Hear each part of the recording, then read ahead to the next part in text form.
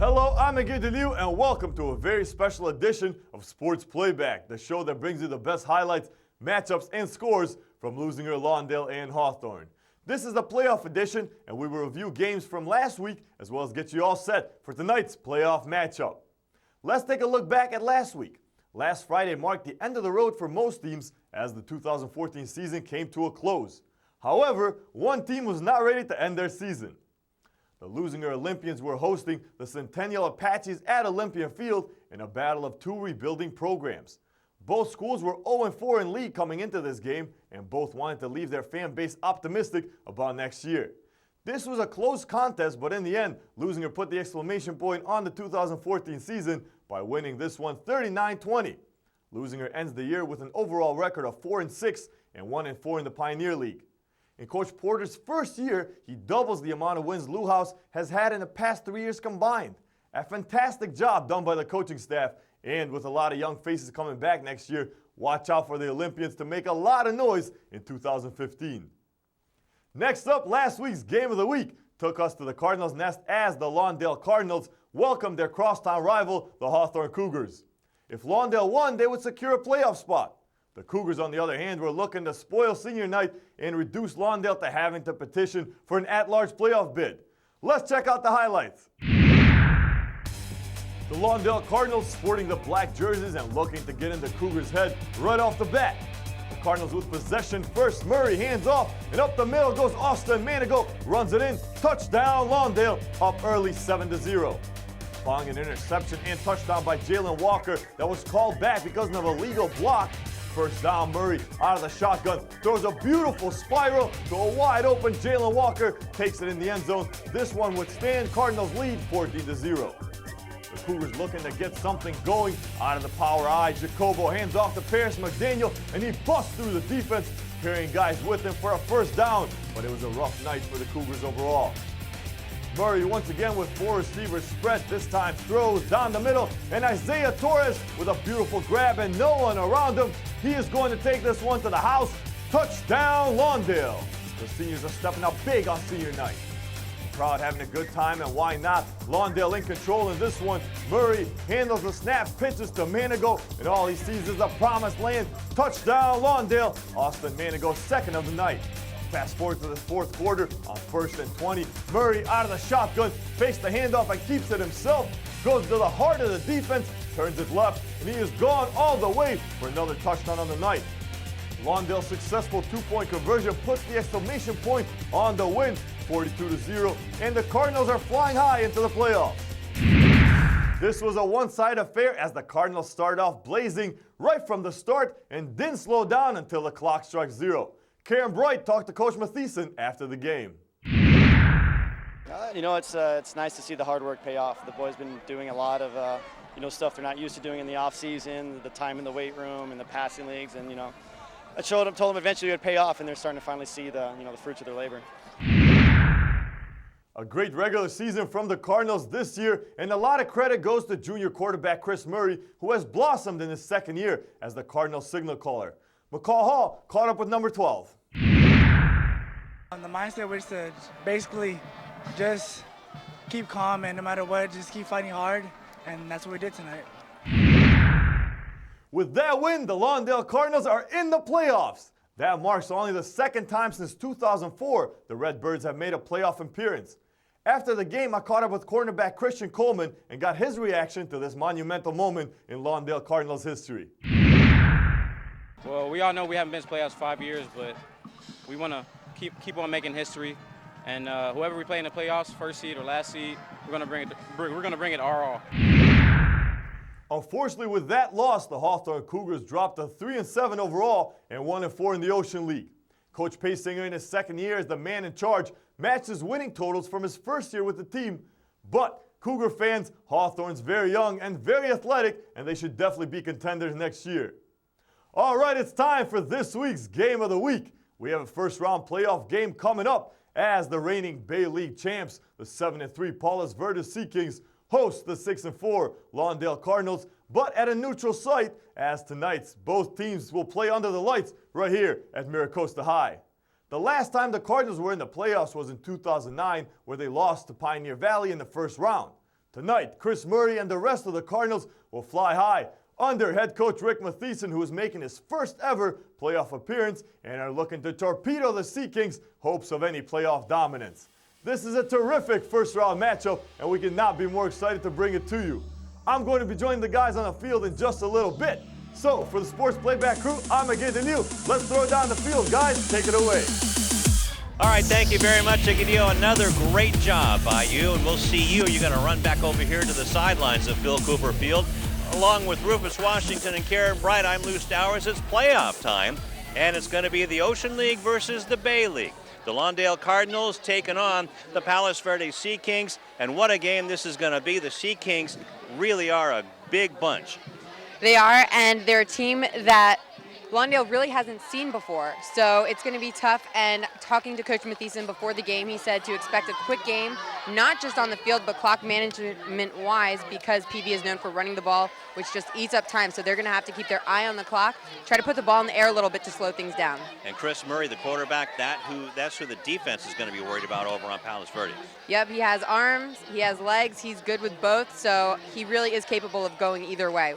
And Austin Manigo is healthy. He's going to play, even though he had a banged-up shoulder last week. And what about the Sea Kings? They have a quarterback and a running back that are, wow, all South Bay. Well, they absolutely are. The Sea Kings, of course, come in four-time champions of the Bay League, undefeated in league action, but only 7-3 overall.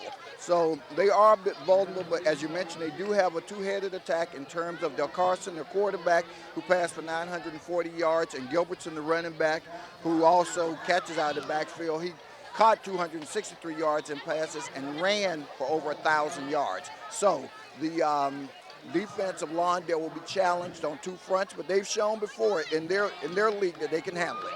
That's right, and the Sea Kings did have a monster pregame schedule. They went 5-0 to take the Ocean League, and it's going to be the offensive line of the Cardinals taking on the defensive line of the Sea Kings, and that's my key to the ball game. We'll find out coming up next.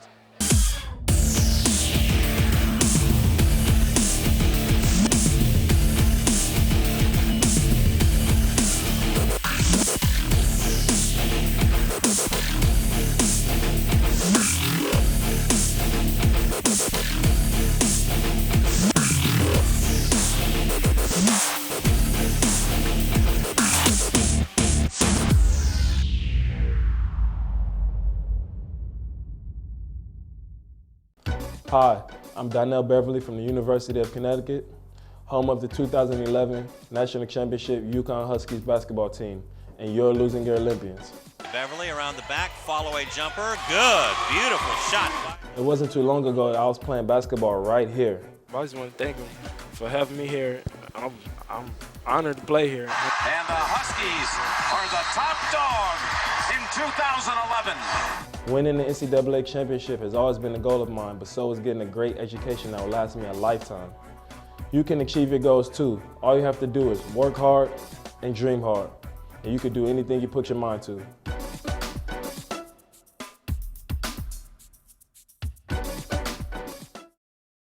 Just before the coin toss, and we had our national anthem, and Phil Cooper Field is looking good tonight for a playoff game, the Western Division CIF playoffs, Southern Section playoffs, and the winner of this game gets Oxnard-Torrance winner. Absolutely. And just to take a step further, not to think too far ahead, but they already conducted the coin toss, and Lawndale, under any circumstance, if they win, will be either at home against Oxnard, or if Torrance wins, it would be at Torrance. Okay, so it's going to be quite a game tonight, Rufus, as now we're having the coin toss down on the field to see who's going to get the ball to start off the game and the second half. Right. And you want to announce our officiating crew for tonight. Of course, this is a playoff game, so this is a playoff crew, not a crew that will be familiar to us. The white hat there that you see is Gary Gilman.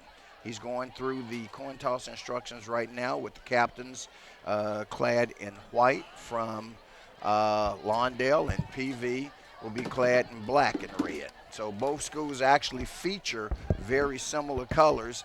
Last week we saw Lawndale in their black uniforms. Of course, tonight, apparently Palos Verdes has chosen to wear the black, which means Lawndale has to wear the white.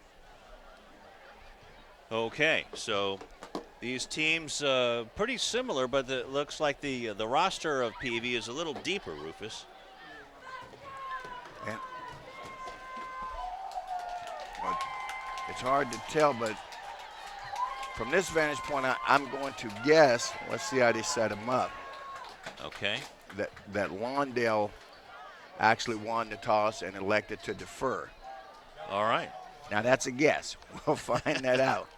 But it looked like he asked the Lawndale player what decision they were going to make, which was either to defer or receive. And there's a little inside officiating secret on that as well. You try to lead the team to the more practical choice by simply suggesting first that, or asking, are you going to defer or receive? They chose apparently to defer, which means that Palos Verdes will receive.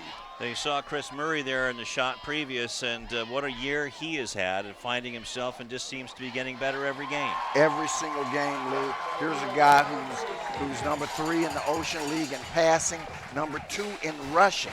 Over 1,200 yards passing and nearly 1,000 yards rushing.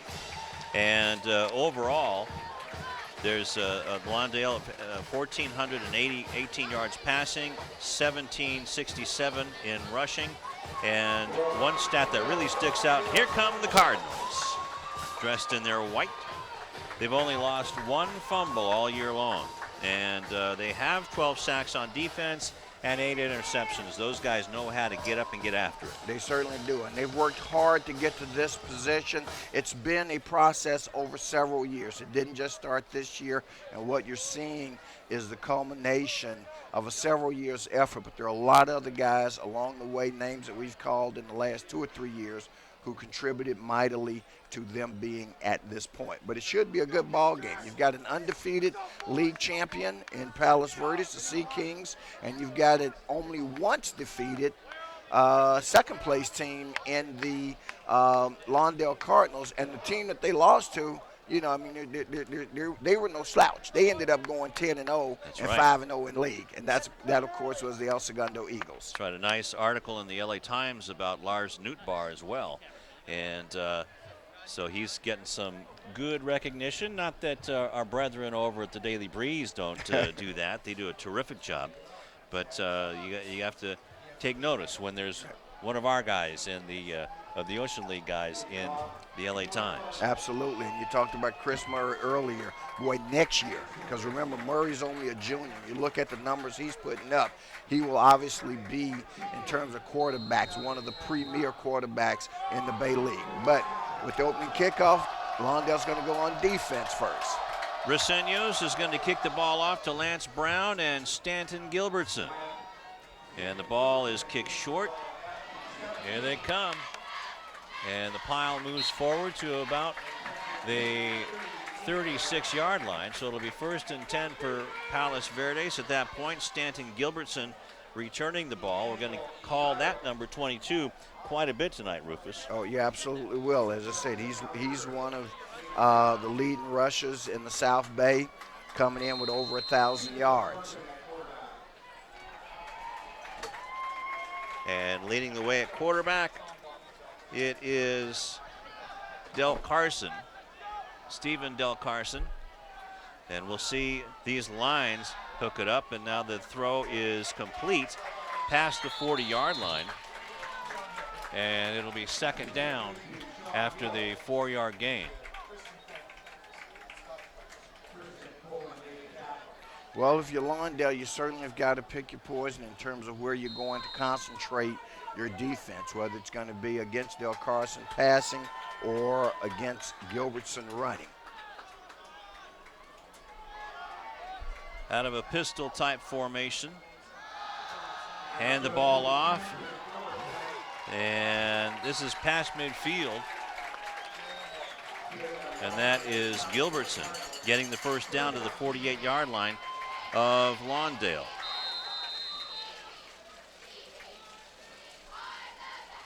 And boy, that was just right up the middle against the Lawndale defense. You see him coming right at you, and he shook a couple off before he was finally brought down by others, including Michael Estrada.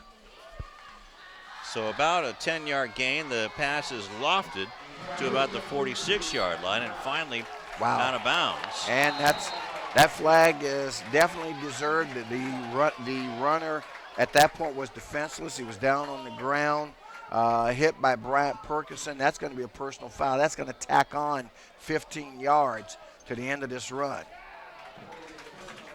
And the Cardinals can ill afford that, that's for sure, especially on the opening drive. So personal foul.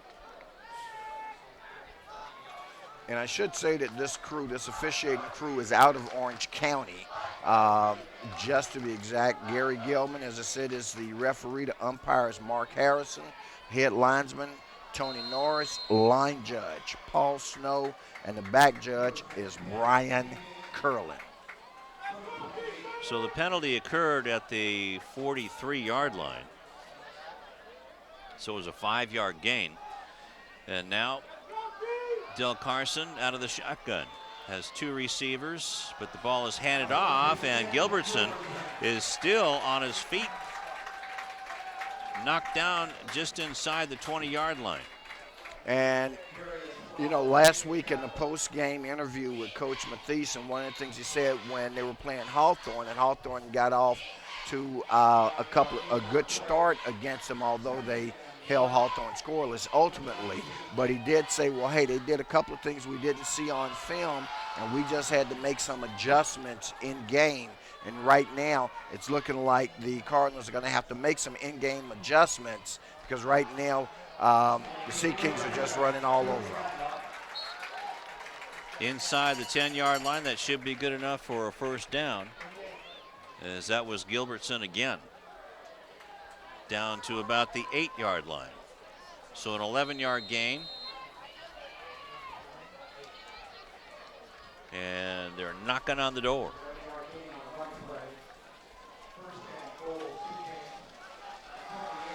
Well, if you're Lawndale, you're hoping that this is the only time they knock for the rest of the night. Yeah.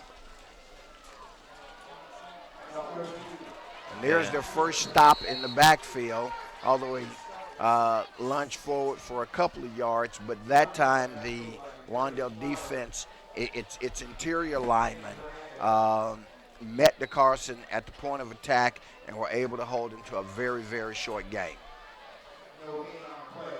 So it'll be 3rd down and goal, or check that, 2nd and goal.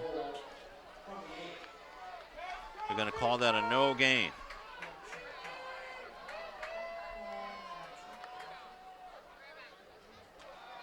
As Del Carson keeps it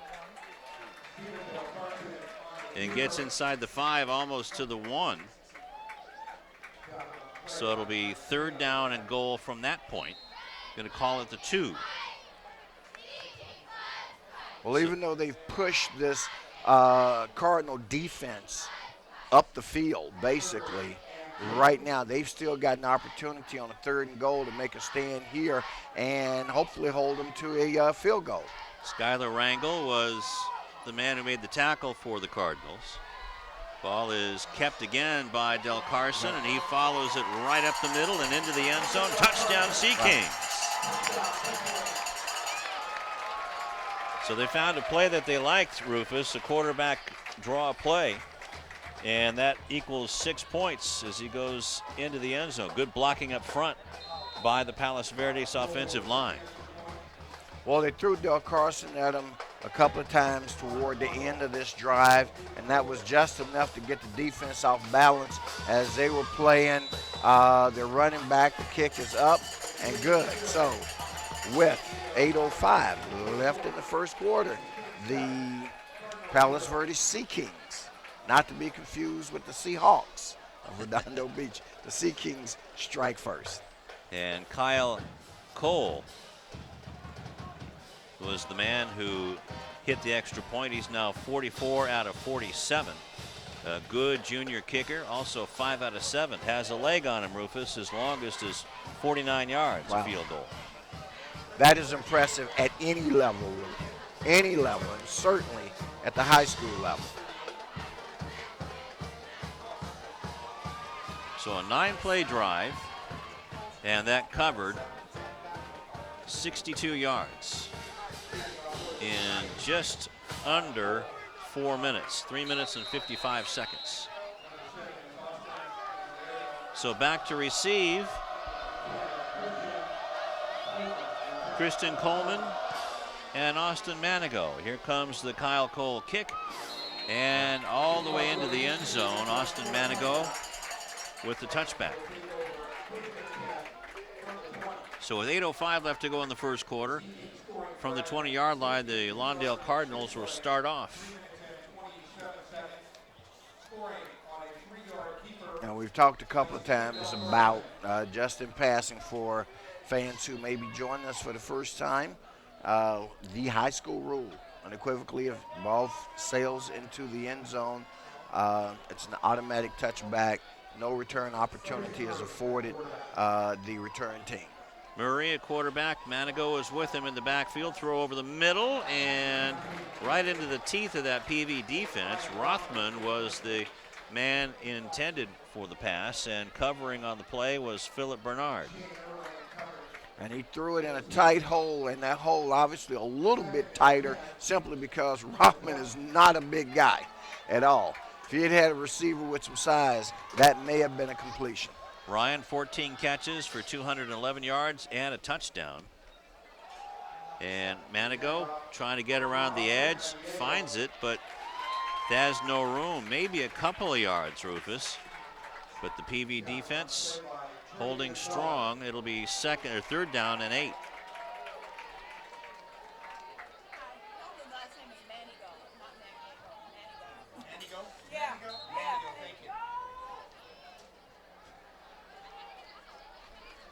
Mom Manigo right in the window. Hey, well, that's a mom's job. That's it. You don't want to tick off mom or grandma.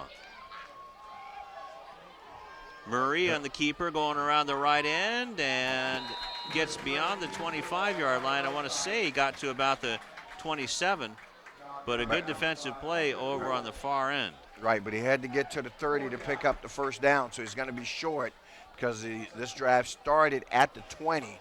So it's going to be a 4 and out for Lawndale, or I should say 3 and out. So Murray set to punt the ball to the Sea Kings. Lance Brown on the far side getting ready to receive the kick. And on the near side is Gilbertson, and he starts in 4th gear. Look out, He's got nothing but green into the house. And there's no flag back. Let's see, well, now we've got whistles. There's one official indicating a stoppage of play. If anything, it might have been an offside on the punt. Thought I saw some Cardinals leave early, but I don't know. Well, Cardinals left early. Palos Verdes is going to decline it. But let's see. They appear that they're bringing this back, man. This will be an interesting indication so maybe it's from an the illegal referee, block, huh? Gary Gilman.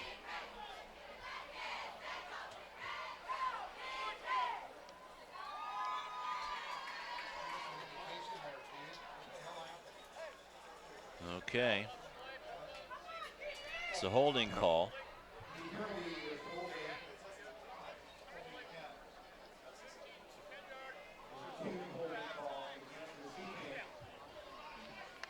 So 2 holding calls, and the ball is marked at the 38-yard line again. And I thought I saw one of them on the defender for Lawndale that was closest to the return man. Not quite sure where it was, but it's a huge break for the Cardinal. And Gilbertson is wrangled up and put down, and that was a good defensive play by Isaiah Webb, the outside linebacker, to force Gilbertson back inside. A 1-yard gain, Rufus. And already on this drive, on the very first play of this drive, the defense looks a little more set. Looks like they've gotten gotten loosened up. They certainly got pushed around. So I think they've got their legs under them now. Well, we talked to Rick Mathieson, and he said that the Cardinals are in uncharted water. None of these kids have been in the playoffs. As Gilbertson can't turn the corner because somebody drug him down from behind, and I want to think it was Kristen Coleman, Rufus. Either that or Danny Hernandez. Or wherever it was, certainly helped prevent a huge gain by Gilbertson on that play. And Gilbertson comes up just a little bit gimpy. So after 3 runs of 10, 9, and 11, the last 2 runs by Gilbertson are 1 and 2 yards. So the Cardinals got the message after the first drive. And now the defense has an opportunity to make a stop because it's 3rd and long. Now Del Carson has to pass, throws on the run, has a man wide open inside the 45-yard line. And the catch is made by Sean Hill, one of their leading receivers with 3 touchdowns on the year, and it's a first down inside of Cardinal territory at the 43-yard line. Huge 3rd down breakdown for the Cardinals in terms of not being able to defend that pass. They had him in a 3rd and long and let him off the hook, allowed Del Carson to make the big pass play that now puts the Sea Kings in Cardinal territory. 16-yard gain, Rufus. And it's 1st and 10, and he's going to go for it all and overthrows his receiver. Sean Hill again. Christian Coleman back on the defense against Hill.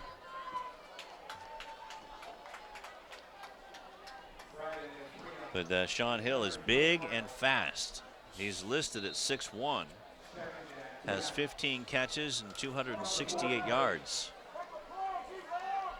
Tack on 16 more and 1 more catch. Right. And of course they've got a guy on the other side in terms of Brown, number 7, who's a senior. He's got 22 catches for 363. Del Carson keeps it, and good defense by the Cardinals. Getting up off of the bottom of the pile is Austin, actually that's Aaron Kiefer, one of the up-and-comers on this team. So again, Lou, here's the situation you've got. You've got a 3rd and 9 now. 3rd and 9.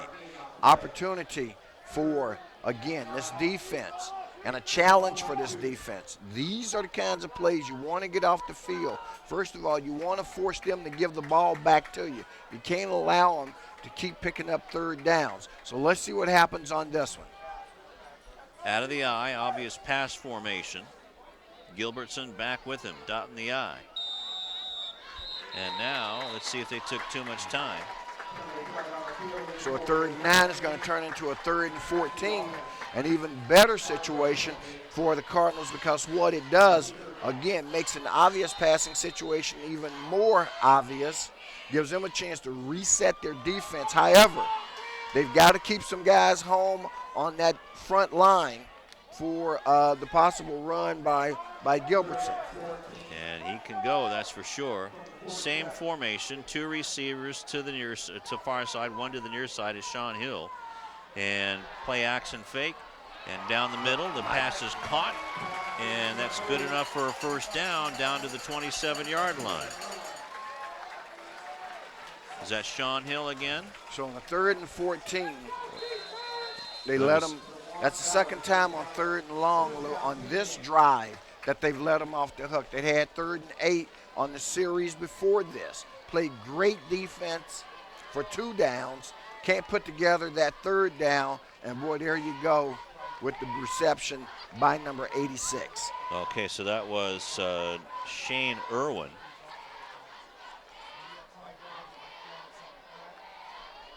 And that was a 21-yard gain. Gilbertson went around the left end and cuts back, looking to spin into the end zone, and just short of the end zone down to the 2-yard line. So a 24-yard gain for Gilbertson. 24-yard gain, and this is what happens. One, they soften you up with the passing game. Picked up 2 big 3rd downs. That last 3rd down that they picked up, set them up for a handoff to Gilbertson for a big game. So far, the lack of passing defense has been a nice surprise for the Sea Kings. Del Carson. Handoff to Gilbertson, and he goes into the end zone for a touchdown, Palos Verdes. So a 4-yard touchdown run. Actually, show it as a 3-yard touchdown run by Gilbertson. Extends the lead now to 13-0 with the extra point attempt coming up.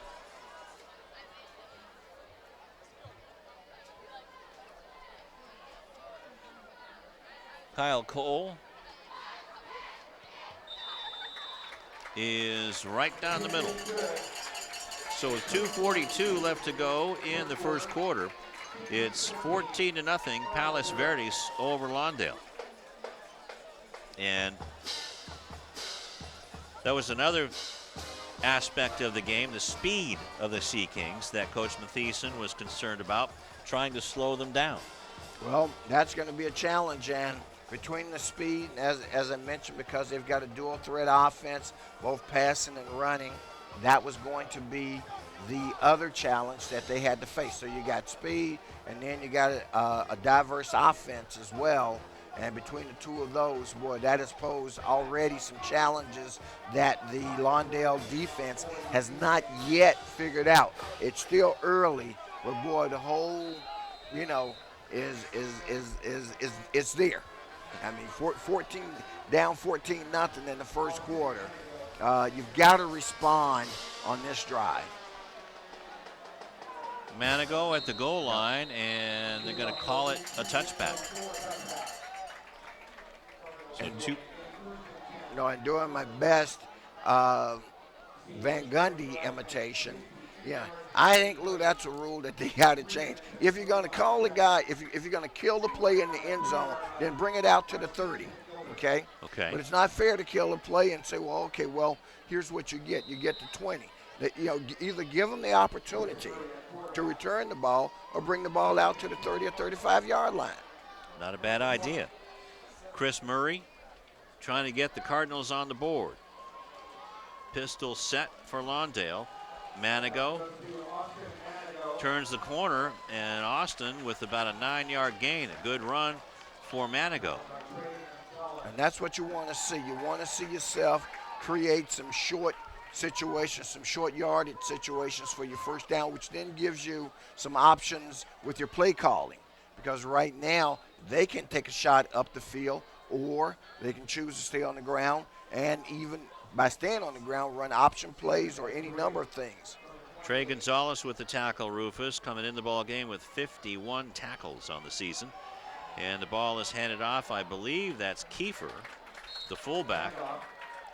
And not a whole lot going on there. Not very much at all. Let's see where they spotted. One official is spotting it with a bit of a gain. The other official is, well, now they back it up, so they actually lost maybe a half a yard on the play, Lou. Yeah. We're going to call it a no gain. How about that? Still All right. Keep it at the 28-yard line. So third down. And here's what you got is a 3rd and 2, which right now, that makes this the more obvious running down. I'm going to guess that Murray's going to keep this one himself. And he passes it towards the sideline. And a good juke there by B.J. Perkinson, still on his feet at the 35. And that's good enough for a Lawndale first down at about the 37-yard line. Some very aggressive but dangerous play calling by Coach Mathieson and his staff on that play. Boy, on a 3rd and short, they go to the air. They do pick it up. That's their first down of the ball game. Well, that's something, right? That's something. Especially for a rookie team coming in the playoffs. 2 receivers to the near side, 1 to the far side for Murray. Gives the ball to Manigo right up the middle, and it's clogged up. Now we have a flag. Was that a flag? Or yeah, yep. It was a flag. And it's holding, the indication from the referee, Gary Gilman, holding against the Cardinals. And that's something that Lawndale doesn't need, that's for sure. That's their second penalty of the night for 25 yards. So it's going to. No, I'm sorry, Lou, go ahead. Going to go all the way back to the 28-yard line.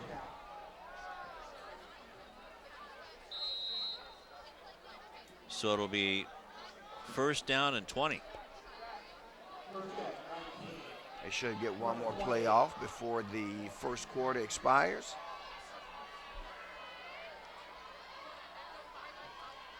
Murray back to pass. Flushed out of the pocket. He's going to be sacked. Not much protection that time by his O-line, and that's going to be an additional loss on the play. Boy. That was Connor Markley with the sack. He's got 10 sacks coming into the ball game, Rufus, and that's going to mark that at the 20. So a loss of 8. Wow, it's at the 20, and they've got to get out to the 47-yard line. So it's a 2nd and 27 as the first quarter comes to an end. And it was all Palos Verdes. Because we got a guy with a starter gun in here. And let's go down to Egidio. Thank you, guys. Well, the Lawndale Cardinals only making their second playoff appearance since 2004.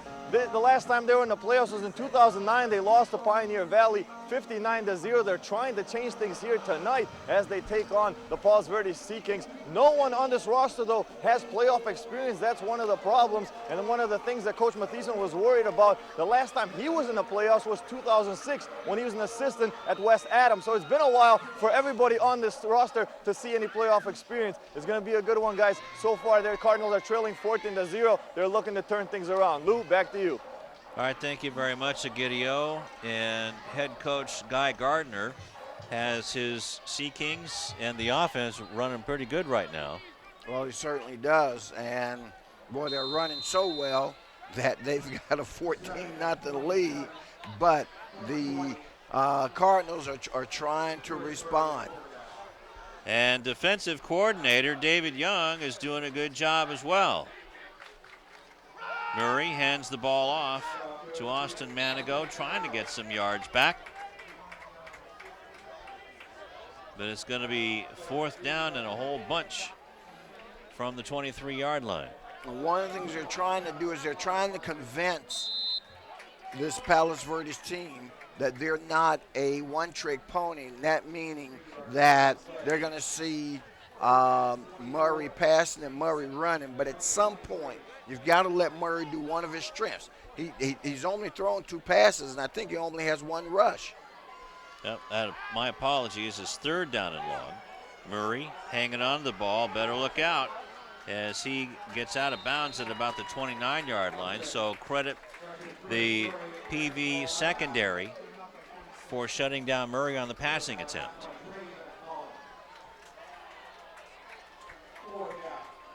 Now it's fourth down. And boy, that's really rough on you when you also got Gilbertson in the return program along with Lance Brown. PV had a 3-man rush and then ended up rushing a linebacker as Murray's kick is a beauty. And that sends Gilbertson with an over-the-shoulder catch at about the 15-yard line.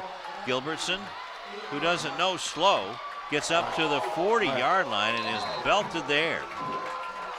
Yeah, but it was a good return by Gilbertson before he was belted. I know that return took him back inside the 20-yard line, as we'll see on the replay coming at you in just a moment.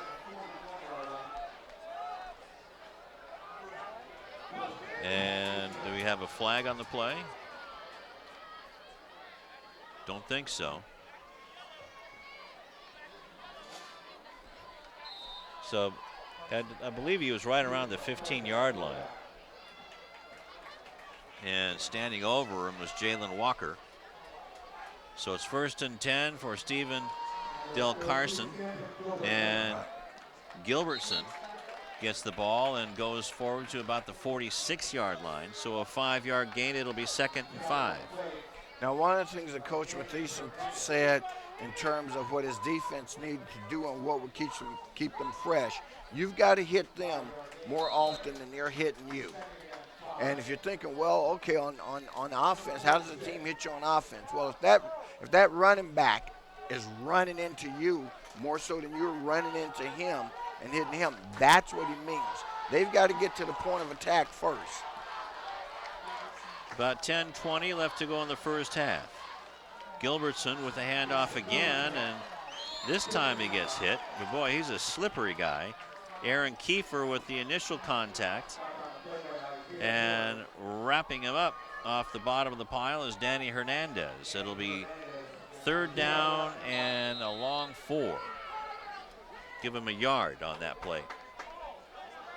Well, again, as you can see on the replay, the Cardinal defense able to come up with the stop. Here's what they haven't been able to do. They've been able to stop them on 1st and 2nd. They haven't been able to stop them on 3rd down, whether it was 3rd and short, 3rd and medium, or 3rd and long.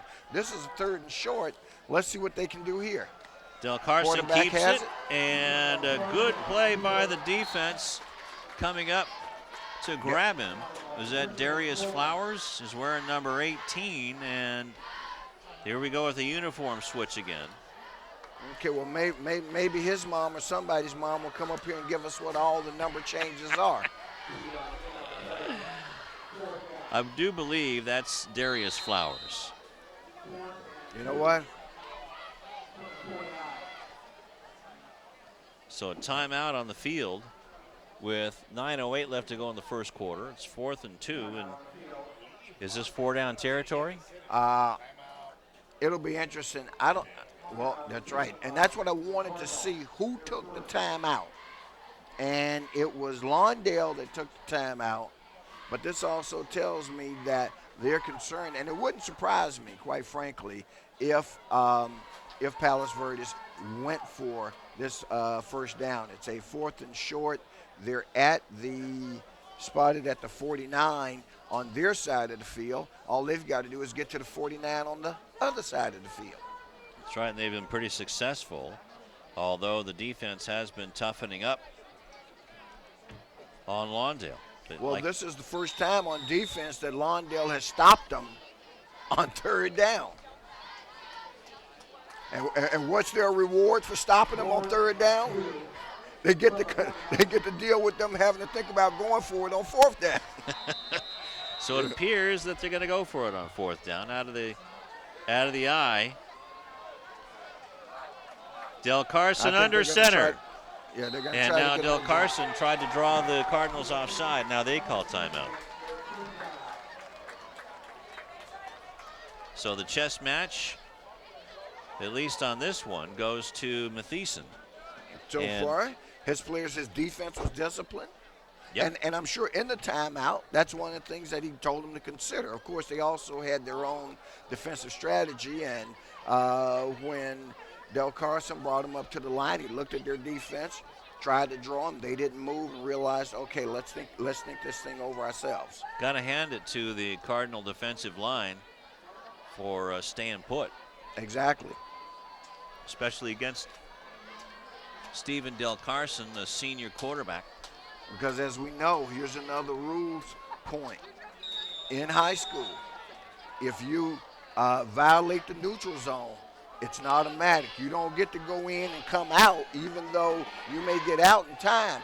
Once you encroach into the neutral zone, that's it. The flag comes out. So you have to be really, really, really disciplined to hold your position. Gilbertson already with 10 carries, 9:08 left to go in the 4th quarter. And keeping the ball is Del Carson, and he has enough for the 1st down to the Lawndale 46-yard line. And this is where they're really, really throwing a couple of different wrinkles at the Lawndale Cardinals. But I mean, you talk about having them off balance. They're off balance because, again, they don't know whether to defend Gilbertson, Del Carson, or the passing attack. Because Gilbertson is showing his ability to run the ball effectively as well. Tanner Tellenbach is the fullback, and he is built like a fire plug, and he's a good blocker. And Del Carson going downfield looking for Sean Hill, and that's going to be a pass interference call because Christian Coleman didn't turn back around.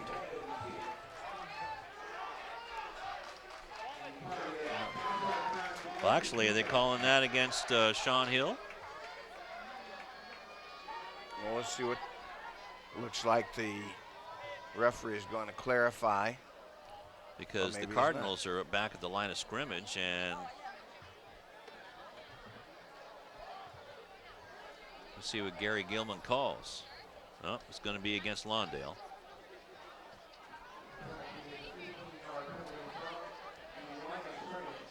Is that pass interference? We'll have to check that call. We know it was against the defense, obviously. And we're been told that, yeah, it was pass interference against the Cardinal defense. So, again, that's their third penalty, but that's another big one. They've had, all three have been big. They've had two 15-yarders and a 10-yard holding penalty. So that's 15 yards, goes down to the 31-yard line, and running the ball is Lance Brown. Lance Brown giving Gilbertson a breather, and boy, he's going all over the place. And finally down around the 25-yard line.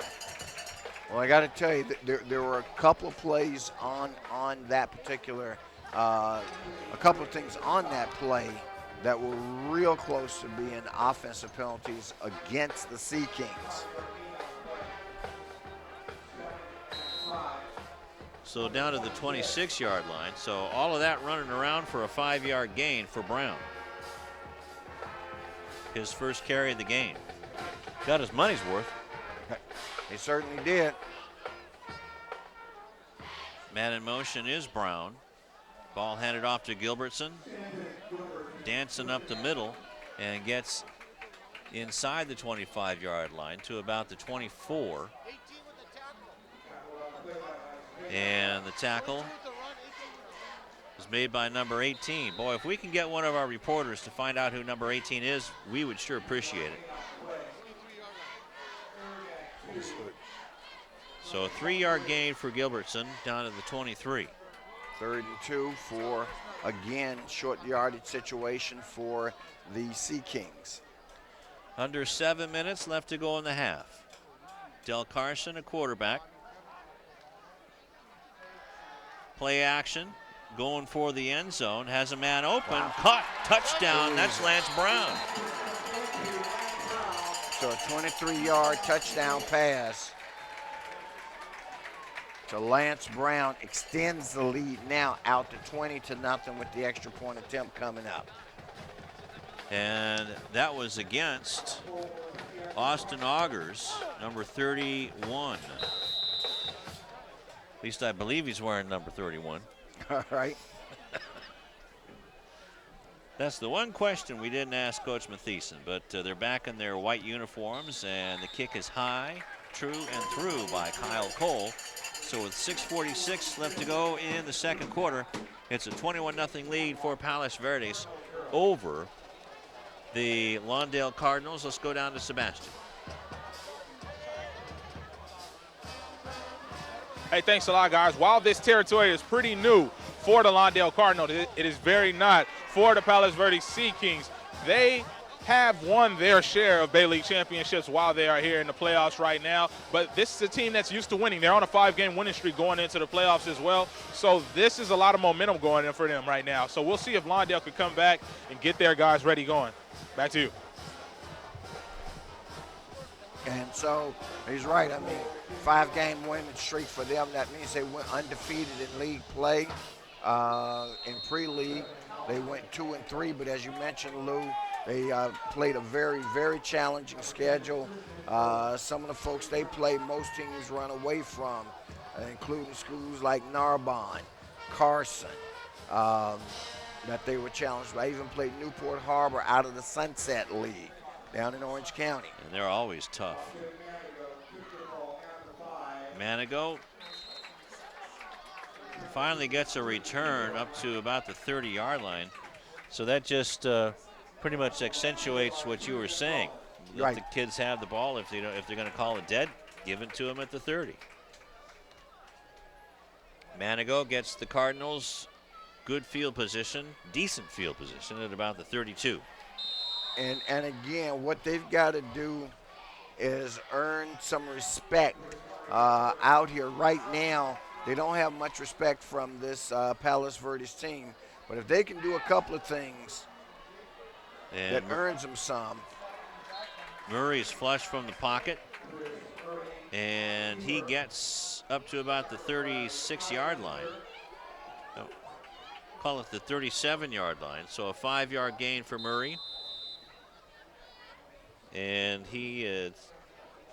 Murray is 1 out of 3 in passing attempts for 9 yards. And that's not going to get it done, quite frankly, for him to only have 3 passing attempts here in a quarter and a half. 3 receivers, trips to the right, and this one's handed off to Manigo, breaks a tackle, cuts back inside, gets up to about the 40-yard line. Before coming up on the tackle is Lucas Cooper and Trey Gonzalez. So right at the 40-yard line, so it'll be 3rd down and about 2, a short 2. And again, this is a situation where they've got to pick up this first down. I can tell you this, I don't think that they would think about going for it on 4th down in this field position. Now 3 receivers to the left of Murray.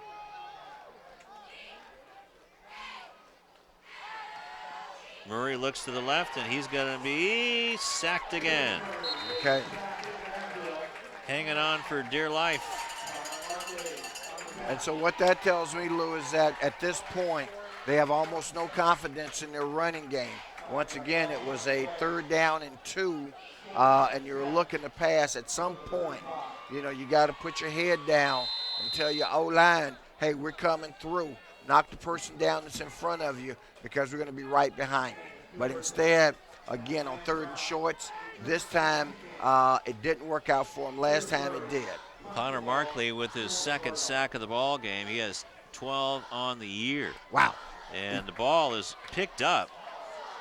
Well, the kick was okay. What happened was the special teams coverage was poor. The special teams defender had no idea that the ball had hit behind him because he never saw it. And the return man picked the ball up and ran with it. If we've got a shot of that on the replay, you'll see exactly what we're talking about. And the first thing you're taught is to always know where the ball is. That is up near midfield. Addison Umrarong goes up to about the 49-yard line. Talk about a speedster. So another 3 and out for Lawndale.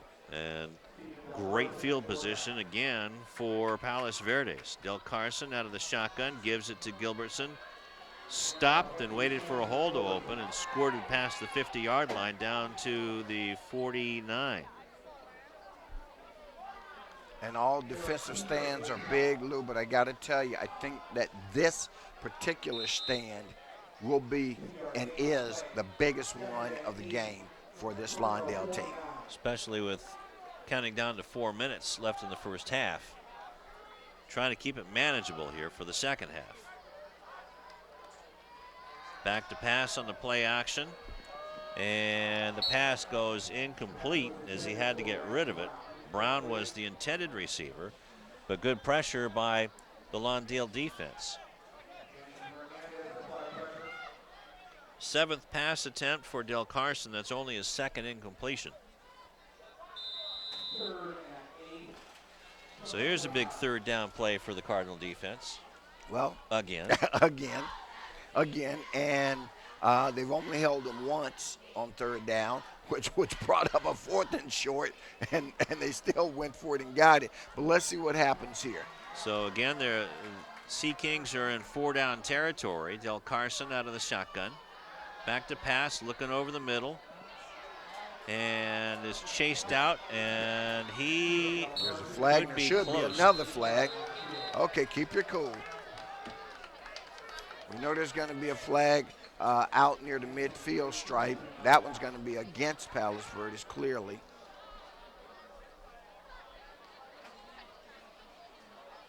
Wow. Okay. Blow to the head, they're saying, by somebody on the offense.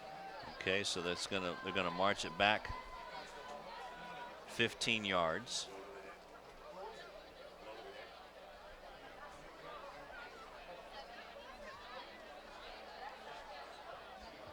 Now they're going to come back probably the other way with a blow to the head. And that's the only foul. So there is no unsportsmanlike or personal foul on the sideline when Del Carson ran out of bounds. Good thing, because Steven was real close to the first down marker at the 30, checked at the 41-yard line. So that's 15, 16, So and now, another 9. That's 25. Of course, they've got a great scoreboard up here. We can just stand and Yeah. look at the scoreboard. It works. Something we aren't used to. The lights work. Well, what are you going to bother? But it's 3rd and 25. They must have a trade out at the local hardware store. Man. Now Del Carson looking, You has all the cannot give time in this- the you world cannot. and throws that's this gonna be one out of intentional bounds. grounding. It should be. That has to be a flag. There you go. And doing the work is Isaiah Torres, also Darius Flowers. And that's penalty and loss of down. Of course, it'll be 4th down, and I do believe they tack on the penalty to make it a 4th and forever. That was 3rd and 23 that we saw. Right. I mean, there's no receiver in the zip code. Looks like the side judge was the closest guy. So, for the first time, you get a chance to see the Sea Kings punter. There you go. Kyle Cole. And he is going to kick it from the 25. Well, he's set up at the 10, and look where the return man is set up all the way back at the 25. That's 40 plus 25. They're expecting a 65-yard Oh, it's an awful punt. punt. It lands at the third. You got to find it and get 39-yard away line. from it. While you're running to the ball, get away from it. And it's finally downed at the 31-yard line. So terrific field position for the Cardinals. Where are they going to call that down? They're going to call it down at the 37? At the 36 officially. Okay. So a net of about 11 yards on the punt. 3:19 to work with in the second quarter for Lawndale. Okay, well, you wanted an opportunity, Lawndale. You have an opportunity. Your best field position of the night. You're at the Sea King 36-yard line. You're 36 yards away from pay dirt. Let's see what happens. Murray keeps it. Murray gets to the 20. He's on the run. He can outrun everybody into the end zone. They're going to say he's out of bounds at about the 1. And the question, Lou, that everyone will ask is what took him so long to make the decision to let Murray show off some of his skills. Actually, they're going to mark it back at about the 11-yard line.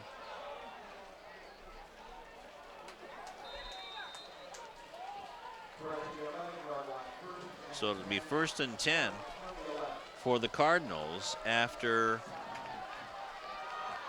the 15-yard gain.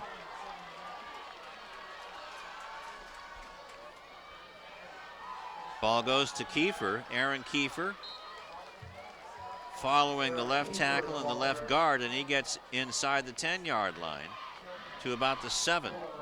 Well, I'm not a mathematician by trade, Lou, but wouldn't a run from the 36 to the 11 be a 25-yard gain? You're right.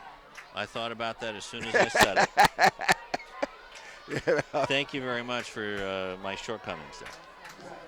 Well, you wouldn't want Miss Murray to come up here and correct you. Oh, Better me than her. That's I did right. you a favor. And Manigo trying to find his way out, but he gets to about the 6-yard line before being wrapped up by Lucas Cooper, who had 95 tackles coming into this game. Wow. And so we got a timeout taken on the field. Let's see who's asked for it. I'm going to guess, or is there a flag? No, it looks like there's a flag down as well, right beside the football. Is that? Yep. Okay. So the officials discussing it, and one official looking down at the flag and the ball. Illegal substitution against Lawndale. I believe that's a 5-yard penalty. And no, now they're going to waive it off in an illegal substitution. Okay, so it's against Palos Verdes, so half the distance, and that's going to go down to about the 2.5.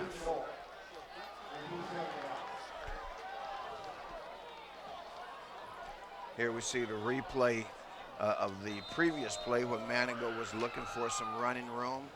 Now it's a 2nd and short, so they can pick up the first down, Lou, without scoring a touchdown. Of course, they want the 6 desperately.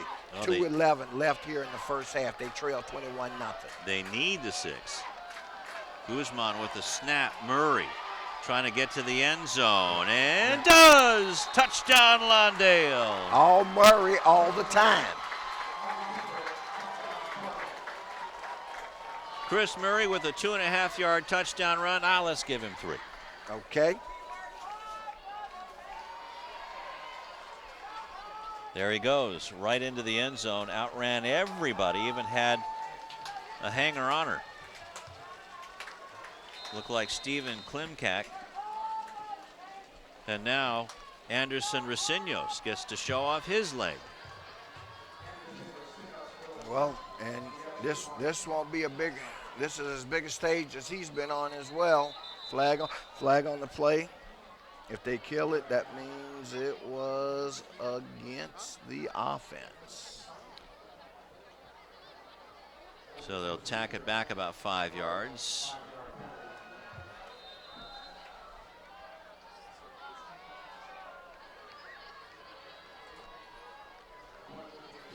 So Chris Murray will spot the ball from at the 25. Wow, nearly blocked, but it is good.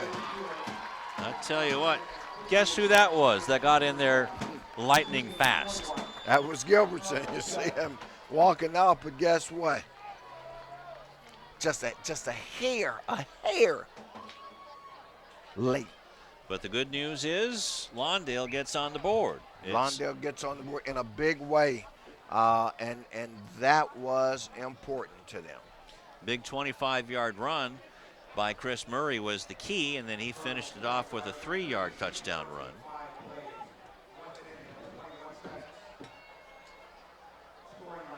So a 5-yard play from the 36-yard line, so it's 36 yards.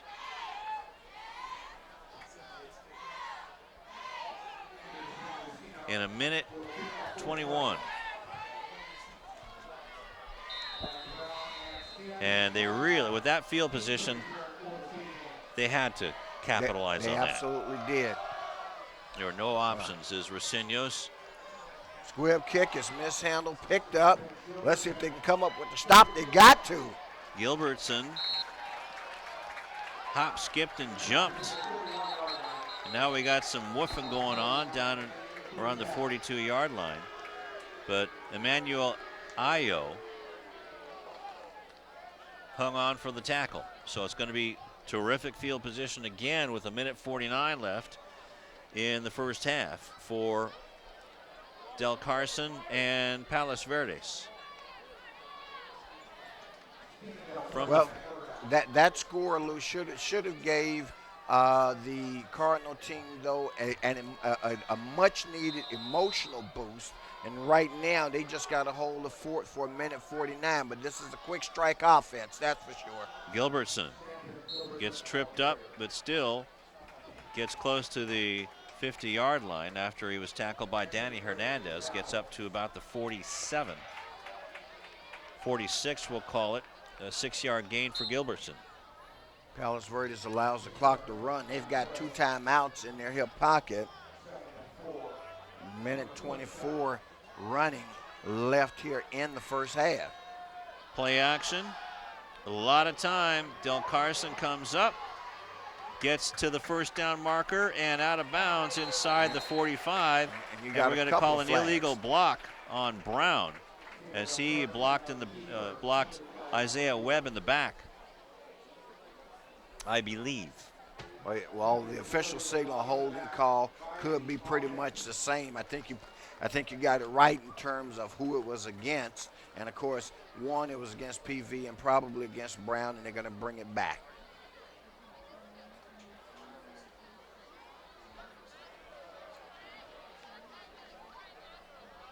So Gary Gilman, illegal block.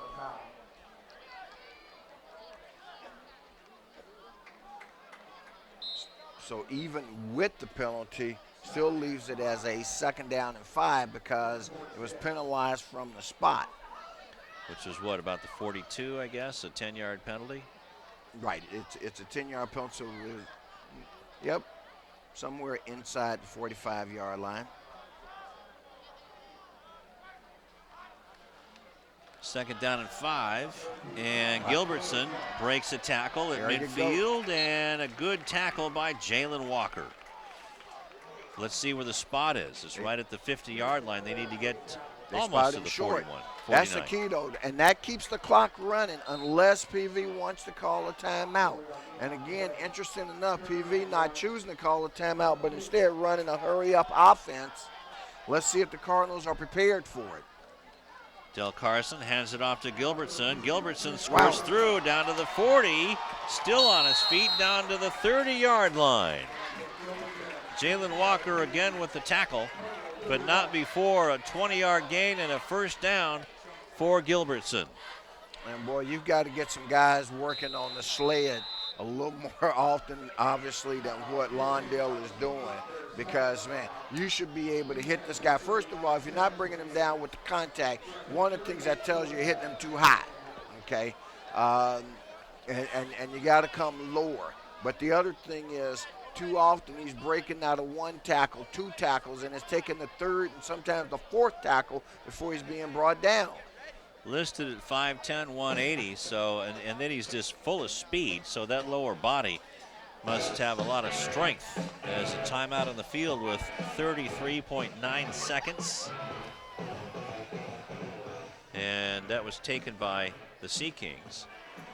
They have one more timeout left. So you can't fault the Cardinals because not a whole lot of other teams have stopped them either. He came in the ballgame, Rufus, with 1,043 yards. Well, that's true. I mean, that's an average of 100 yards per game. And 104.3 for those of you who are mathematicians out there. No, not me. But I do know that he's carried the ball 15 times. And he's probably knocking on the door of about 80 at least. Del Carson. Boy, you got to get to him. He's still dancing, still looking. Now he has to pull it down because he's crossed the line of scrimmage, which is good. So good defense by the Cardinals secondary.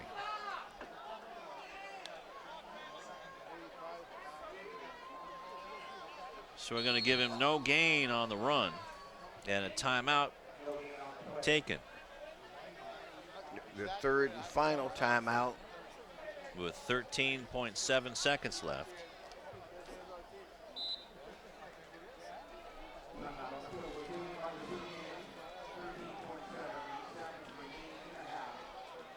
So again, good defense by the Cardinals secondary, which it hasn't been really. It's like they're starting to warm up.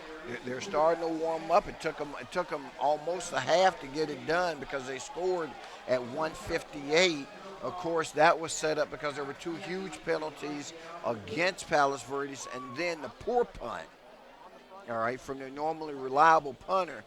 They had set up for a 65-yard punt that ended up being a net of about, what, 10, 12 yards, you said? About 11 yards, yeah. And that gave them the ball at the 36-yard line, point-blank range. Murray with the 25-yard run down to the 11, and then Murray took it on in from 3 yards out. All right, so it's 3rd down and 10 for Del Carson and the Sea Kings with 13.7 seconds left in the half. And all you want to do is stop them here. And wide open at the 15-yard line and out of bounds And that's good enough for a first down for the Sea Kings as they mark the ball at the 16. Hurry up offense. You got to be ready for the fake spike here. With 7 seconds left, and the ball is spiked with 6 seconds left. Okay, and that'll buy them a stoppage of the clock. And it'll be interesting to see how many plays. I think they've only got time for one play.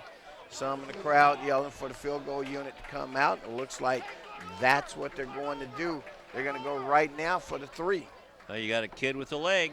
His longest is 49. This one is from the 23-yard line, so a 33-yard field goal attempt for Kyle Cole.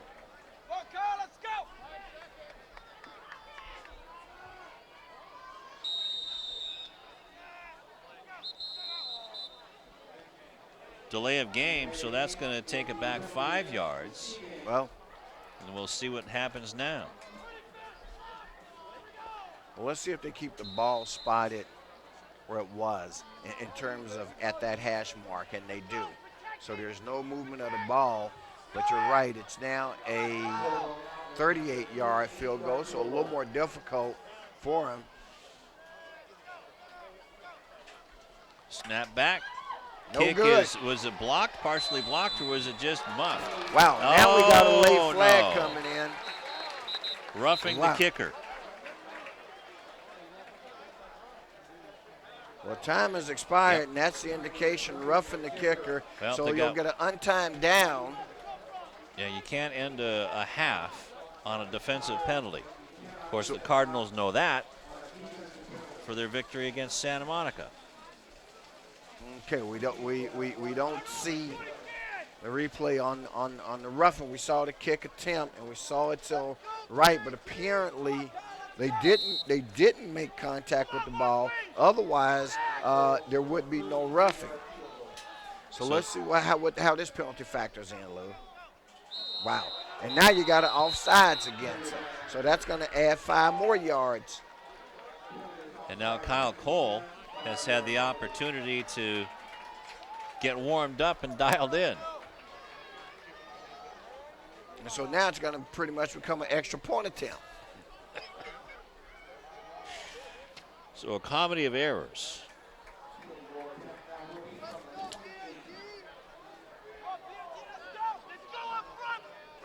From the 17 yards, so it'll be a 27-yard attempt or a 28-yard attempt. Excuse me. J.D. Vogelsang with a holder, and that one's blocked. And up by the Cardinals. Here the return comes is on. Ballard. DeJuan Ballard picks up the ball after it's blocked into the end zone. Any flags? Don't see flags. Nope. It is called a touchdown. Touchdown, Lawndale. Boy, and that sends the Lawndale crowd into a tizzy. You talk about a huge break.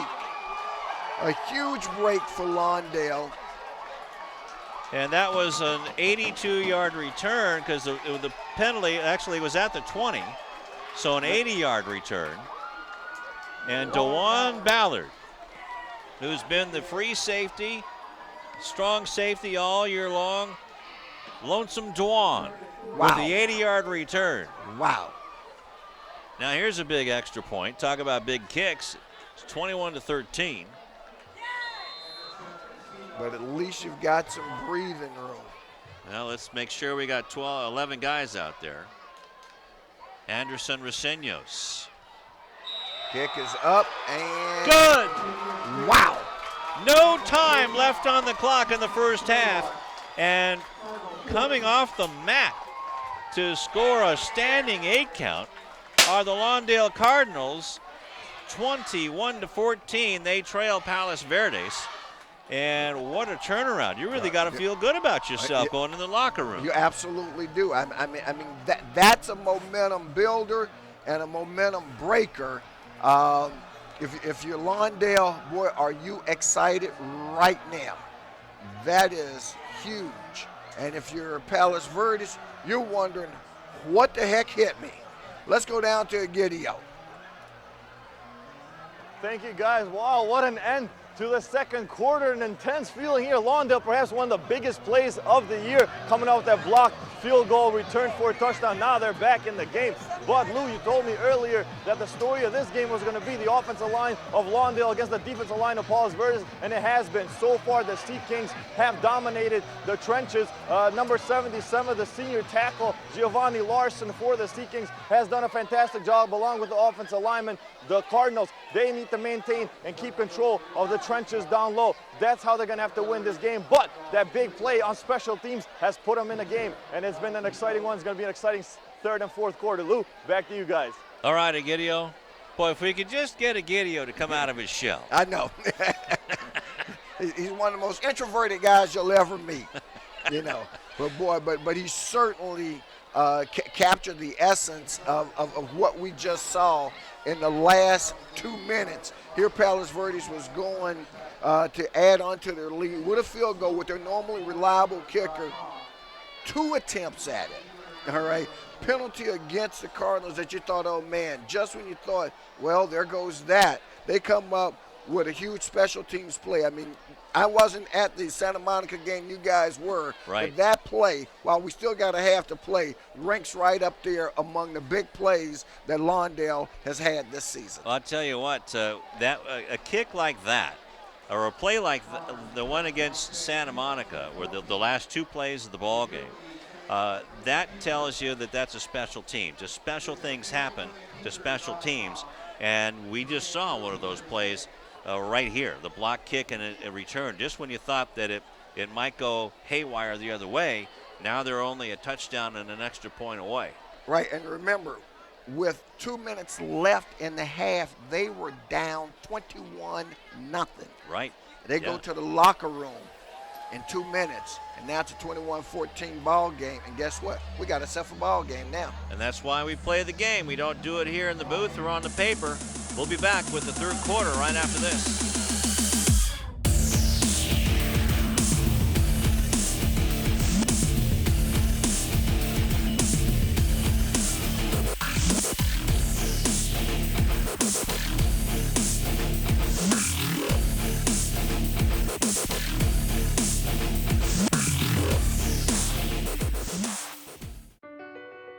My life is full of statistics. Thing is, I could have dropped out of school and become one myself, but I didn't because I had people that believed in me. Here's another statistic. 7,000 students drop out every school day. That's 1 every 26 seconds. It's time that students know that we believe in them. Inspire a student and share your message of support at boostup.org. Back before the third quarter at Phil Cooper Field on the campus of Miracosta High School.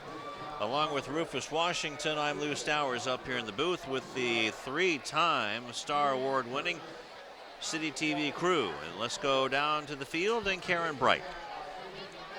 Lou, Rufus, if you think that the Lawndale Cardinals looked a little different than what we've seen all season, Coach Mathieson agrees with you. And at halftime, he told his team they just need to do their jobs. He did not talk any adjustments. He didn't change any messages from the game. He said everybody needs to just put their heads in the game and do what they've been doing all season and to do their job. And that was his only message during halftime. We'll see if that helps and if they can manage to do that for the second half. Back to you.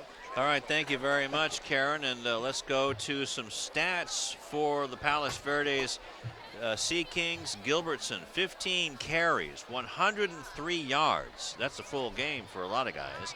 1 touchdown. Del Carson, 6 carries, 14 yards and a touchdown. Passing department, Del Carson, 6 out of 9, 83 yards and a touchdown. That was to Lance Brown, who has caught 2 for 28 yards. And Hill has 2 catches for 30 yards. Let's go down to Sebastian. Thanks a lot, guys. Myself was in that locker room with Cam Brett after the first half, and one of the things Mathieson talked about was the tackling that these guys are doing. He talked about their tackling skills and how horrible they are right now for the first half. He basically told them, you guys are now wearing $700 worth of equipment to be tackling with your hands. Also going at the feet as well, so let's see if that gets better for him as well. Back to you. All right, thank you very much, Sebastian. Wow, 700 a kid, okay. All right, let's go to the Lawndale statistics. Austin Manigo, 5 carries for 18 yards. Chris Murray, 5 carries for 31 yards and a touchdown. Kiefer with 2 carries and 4 yards. In the passing department, Murray only 1 out of 4 for 9 yards. He was sacked once. B.J. Perkinson with the catch, and that was for 9 yards. Del Carson was also sacked, but the big play of the ball game, well, we'll talk about that after we talk to Egidio DeLeu.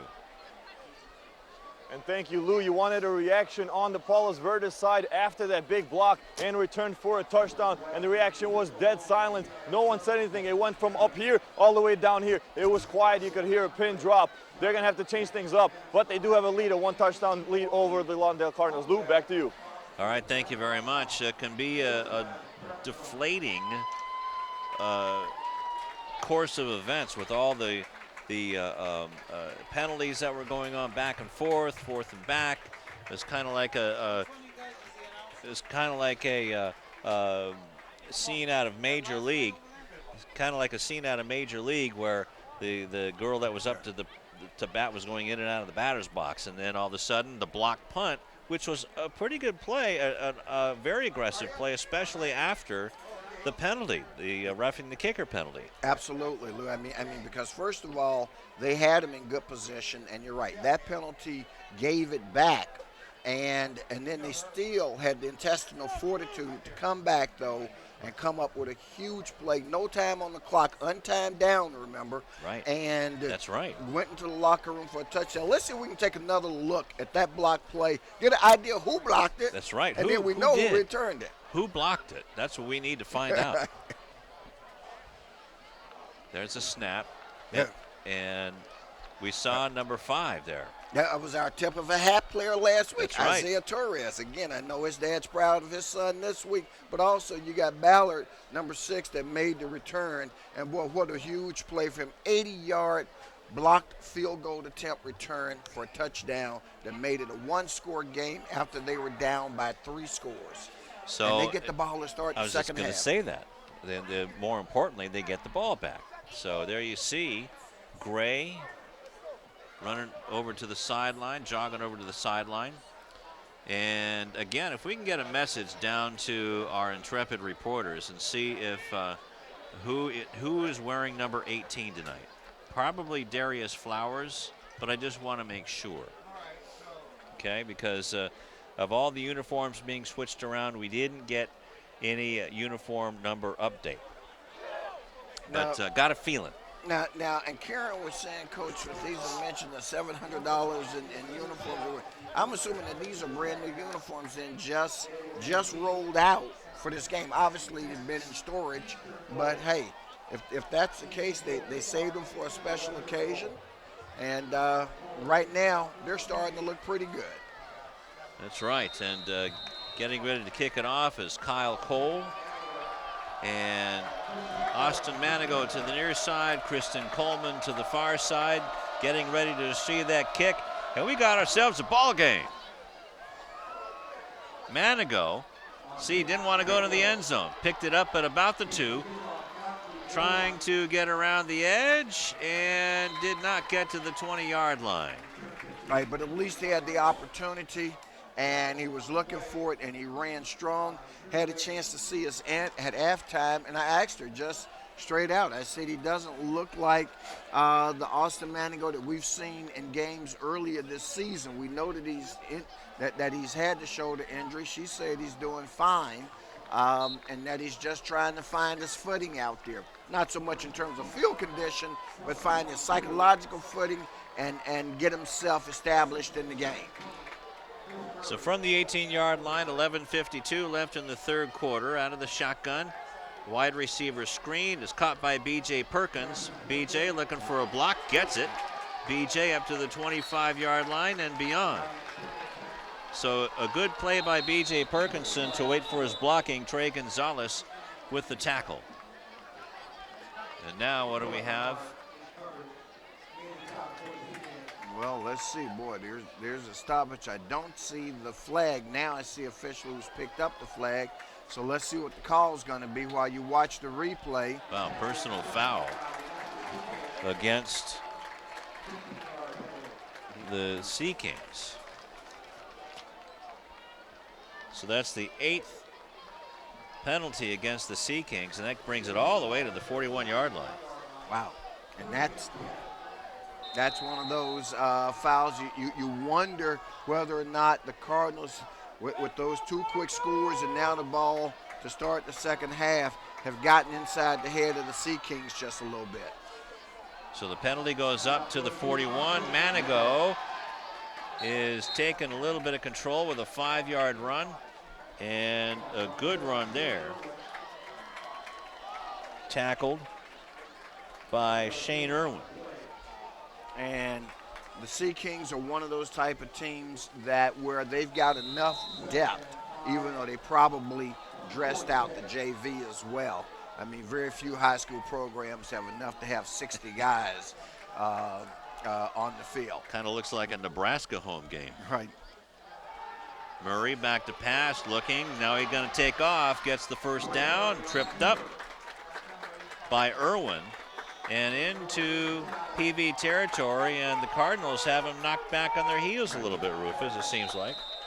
And I'm looking at the numbers on this PV team, and most of them, the point I was going to make is that they do have enough players to carry a full offense and defensive unit. And so what they're doing right now is wearing this defense down with this ball control offense they're playing to start the second half. Trips to the right, handoff. Murray keeps it, and good defensive play. It looks like there's going to be a face mask call, is my guess, against Palos Verdes, because Murray was the only white shirt in the area, so the flag's not going to be against him. And there you see, it's a personal foul, face mask. That's another 15-yard penalty, Lou. So that's 30 yards just in this drive alone, let alone the run, the gain. Pass gain by B.J. Perkinson, the 8 yards plus, and so the face mask is called against Kyle Messinger.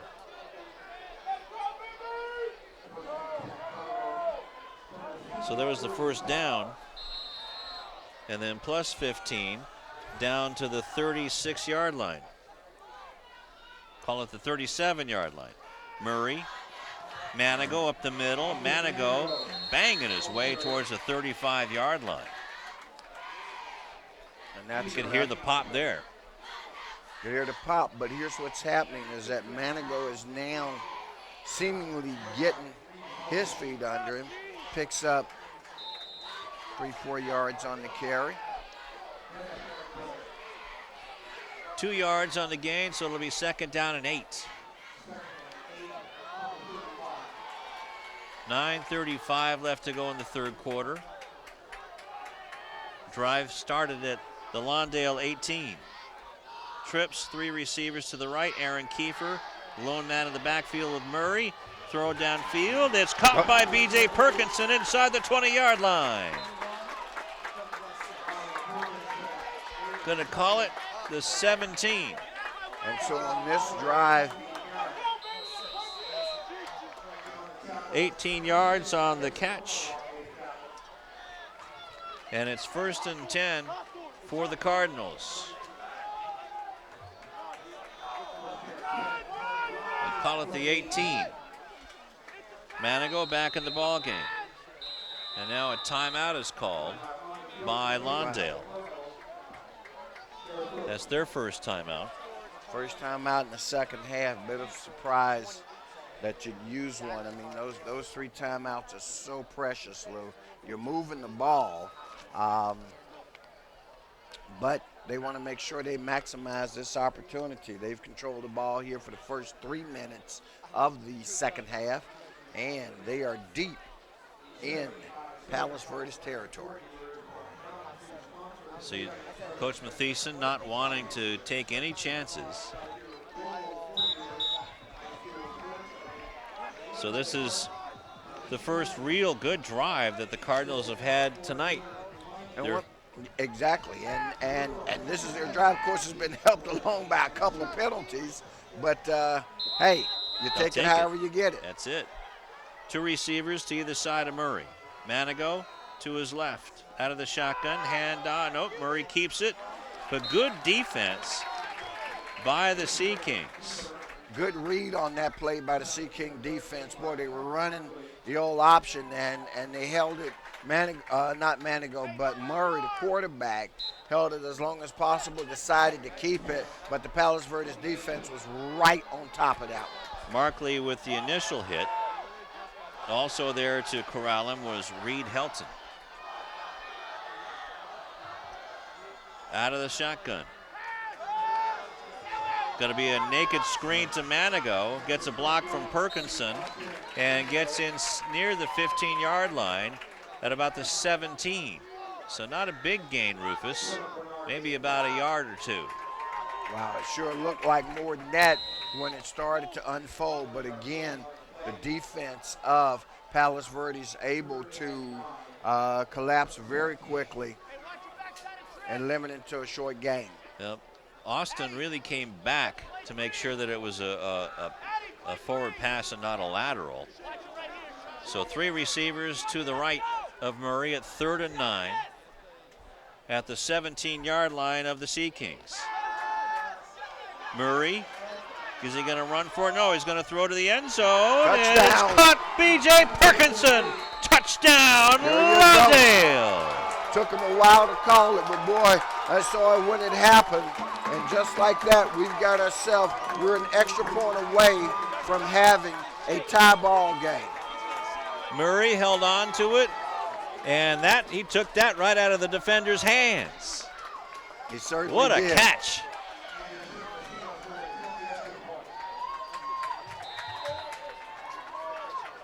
So they take the opening drive and march, 85 yards for the touchdown. Anderson Reseños ties the ball game. It's 21-all here at Phil Cooper Stadium at Maricosta. Mercy. Wow. So Murray with the 2nd touchdown pass of the night. And that was 17 yards to B.J. Perkinson.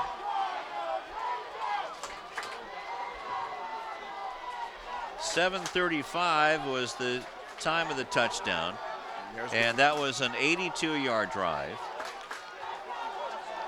And let's go down to Karen. Guys, in the locker room at halftime, Coach Mathieson told his team that at the beginning of the second half, they're going to get the ball back. They're going to have a chance to make it a tie game, start over 0-0, and make that first half never happen. And it looks like Brian Perkinson was listening because he just scored that touchdown, and we're all tied up. Back to you guys. All right, thanks a lot, Karen. 17 yards in the touchdown. B.J. Perkinson with his 4th catch. And the ball is going to bounce to Gilbertson. Gilbertson at the 30, puts it in 6th gear, and it's pushed out of bounds by Coleman at the 45. Is that kid fast or what? Well, he's fast. I'm surprised there wasn't a flag at the end of that play because, boy, he sure was hit after he was out of bounds. 7:27 left in the 3rd quarter from the 42-yard line. Boy, a kid like that just gets you that prime field position.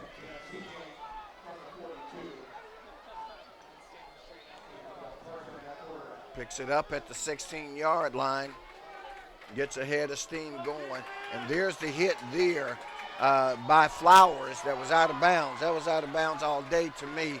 Lucky break there for the Cardinals that didn't cost them an additional 15 yards. Ball is handed off, and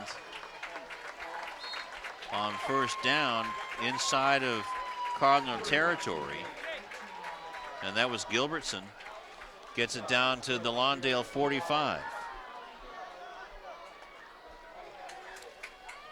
So gain on the play, 14 yards, 13 yards. So if they won't give me the 15 on the penalty, I'll just get it myself then. Exactly. Now, this is where the Cardinal defense should be inspired to come out here and make a big defensive stop. You can't just give them the 7 back. In fact, you want to do everything possible to get that ball back again while you've got momentum on your side. Del Carson with the pass, it's incomplete. Now, I want to say that Andrew Ramirez might have tipped that ball. If we can get a replay on that. There you see the score, 2nd and 10.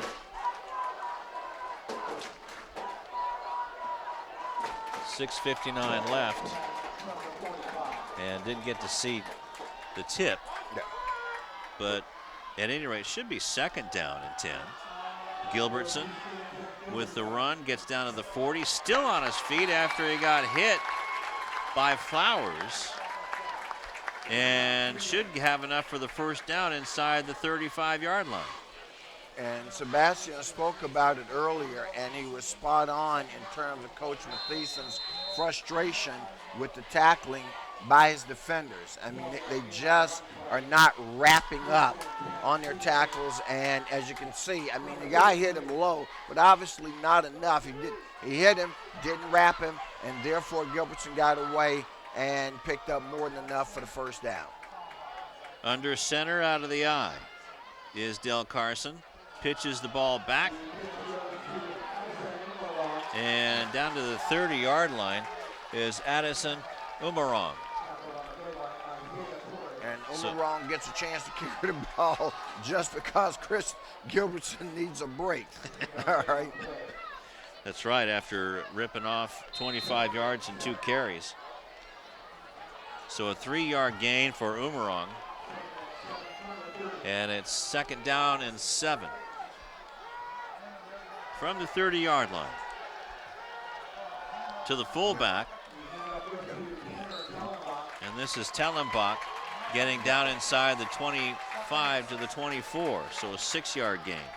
And a 6-yard gain on what should have been easily limited to a 3-yard gain. Again, allowing him too many yak yards. That's yards after contact. So it's 3rd and 1. Out of the shotgun in the eye. And a bad one that's fumbled, and Del Carson has to fall on it, Rufus, all the way back to the 28-yard line. Well, if you're the Seahawks, do you go for it here, or do you bring out your field goal team? So far, they don't show that they're bringing it. In fact, the indication now is that they're going to go for it. So it's 4th, and we'll call it 5 from the 28-yard line.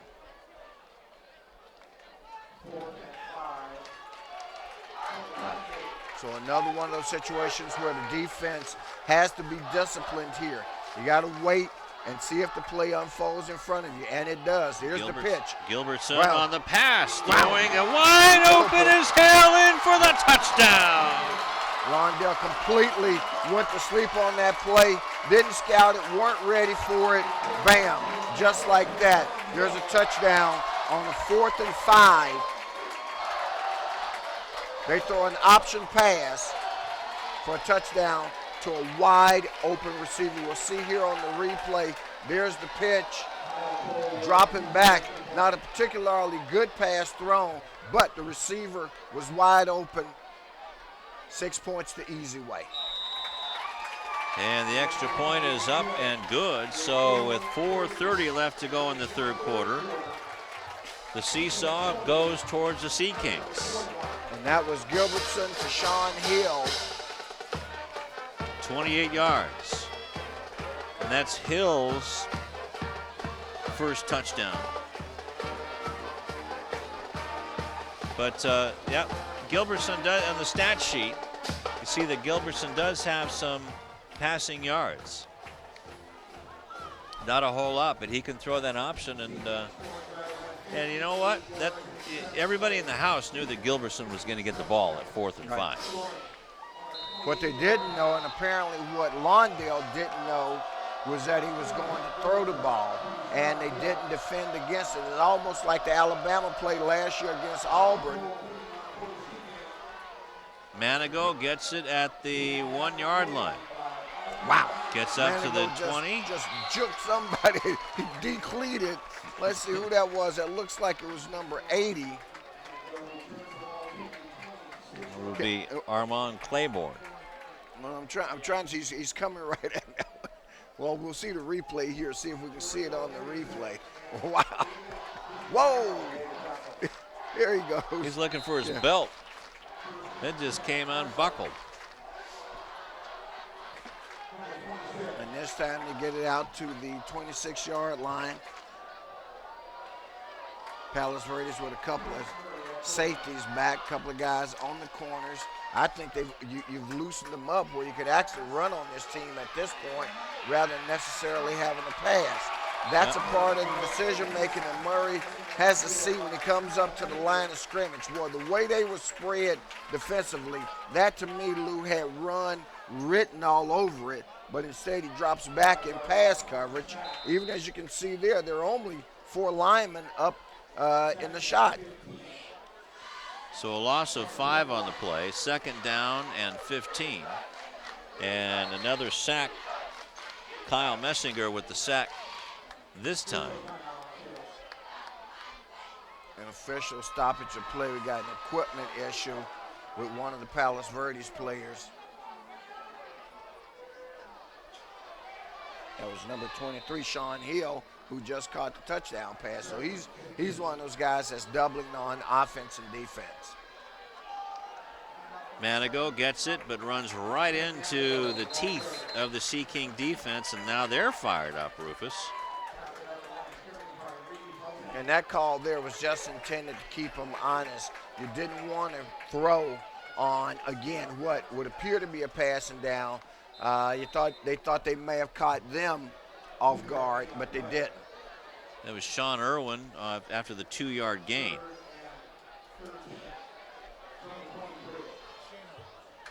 So 2-yard gain for Manigo. It's 3rd down and 13. 3:05 left to go in the 3rd quarter. 4-man front for the Sea Kings, and a snap directly to Manigo, it looked like, up to the 33-yard line, but it's not going to be enough for a 1st down. They needed to get to the 36, so it'll be 4th and about 3.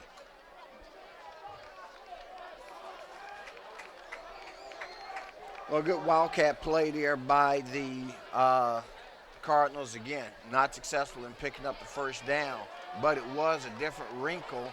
And sometimes you got to throw a wrinkle at guys just to give them something extra to think about the next time you've got the ball.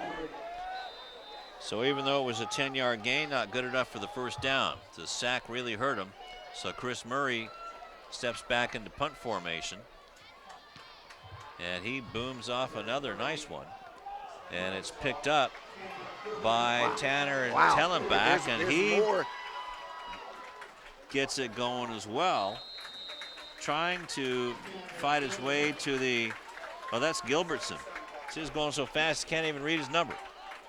To the 45-yard line. So that was about a 15-yard return, Rufus, and a nice punt. And if we watch the replay here, Lou, in my mind's eye, there were at least a couple, an opportunity. There's a block right there that's questionable. Finally brought down out at about the 45-yard line. That's where they're going to spot it at. Well, if you're the Lawndale Cardinals, Lou, you're in the 2nd half now. You've made your comeback, even though you just gave away a touchdown. You've really, really got to buckle down now on this set of downs. Gilbertson waited for the block, and now he's inside the 40-yard line of the Cardinals. Jalen Walker on the tackle, also Andrew Ramirez. Down to the 39 where they spot it.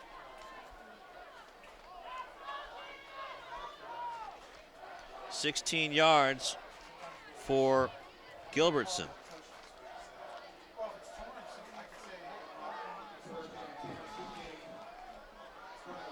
Coming down to 2:15 left to go in the 3rd quarter. Gilbertson once again gets through. Literally arm tackling there, but at least that arm tackle was enough to bring him down. But not until another gain of about 15 yards all the way to the 25-yard line. That was Jalen Walker, number 2, who eventually brought him down. So that's the 4th run for Gilbertson, and they've all been for more than 10 yards. And that's in the half here. 1:45 left in the 3rd. Handoff to Gilbertson. He'll try the right side. Wow, Lawndale has the ball. Kiefer took the ball right out of Gilbertson's hand. Wow. Well, we didn't even see that happen. All of a sudden, we saw him, and he's got the ball in his hand, and he definitely wasn't down. Aaron Kiefer, there he goes. He rips it right out. 1st and 10. Call that a fumble. And there's no replay yet in high school. Don't give up on it, though, because one day, somewhere down the line, it will be. I can tell you one of the biggest impediments to it is that there is a cost factor for that type of equipment. That's not something you're going to see in the near future for most schools. No, that's very true. Murray hands it off to Kiefer, getting a reward, gets up to the 25-yard line, and that's about it. So no gain.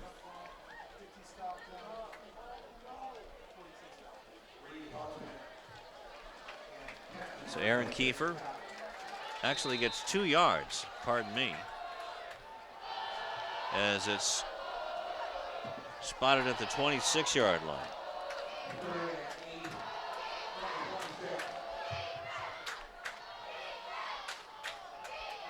Murray keeps it, trying to get away, but staying at home were the Sea Kings defense. They have at least one player keying on Murray the whole game. That was Connor Markley, who ended up with the tackle. And boy, they must be, well, that was a Zion run all the way on that play. I mean, you never thought about the option of passing. And now, of course, it's a 3rd and long, virtually a 3rd and 10. A loss of 2 on the play, and you're right, Rufus. Makes it 3rd and 10 with 20 seconds left to go in the 3rd quarter. 3 receivers to the left of Murray. Austin Manigo helping block.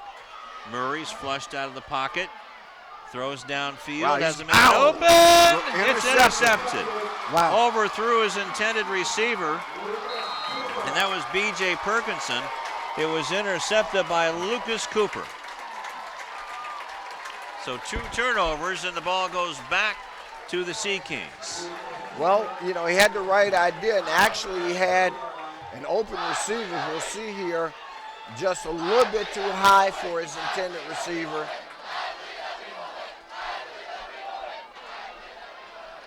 So it's at the 30-yard line with 4.1 seconds left in the 3rd quarter. They'll start the clock on the, well, no, they won't start it. They'll start it when on the snap, since it's a change of possession. Now let's see if PV goes for the end zone. Del Carson, nope, just keeps the ball himself.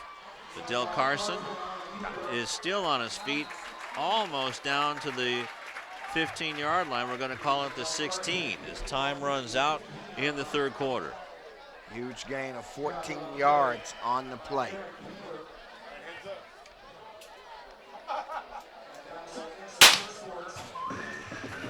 And the gun sounds, ending the 4th quarter after the 14-yard gain by Del Carson.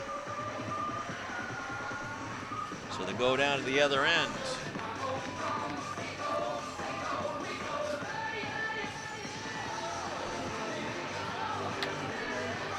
So we still got ourselves a ball game, but right now for the Lawndale Cardinals, boy, once again, PV knocking at the door. They were right before this possession. Lawndale came up with a big defensive play. Was able to pick up 1 first down, but not able to keep it going. And instead, they give it back to Palos Verdes, and they're holding on to, they'll start the 4th quarter with a 28-21 lead, but more importantly, they're going to start it with the ball at the 16-yard line of Lawndale.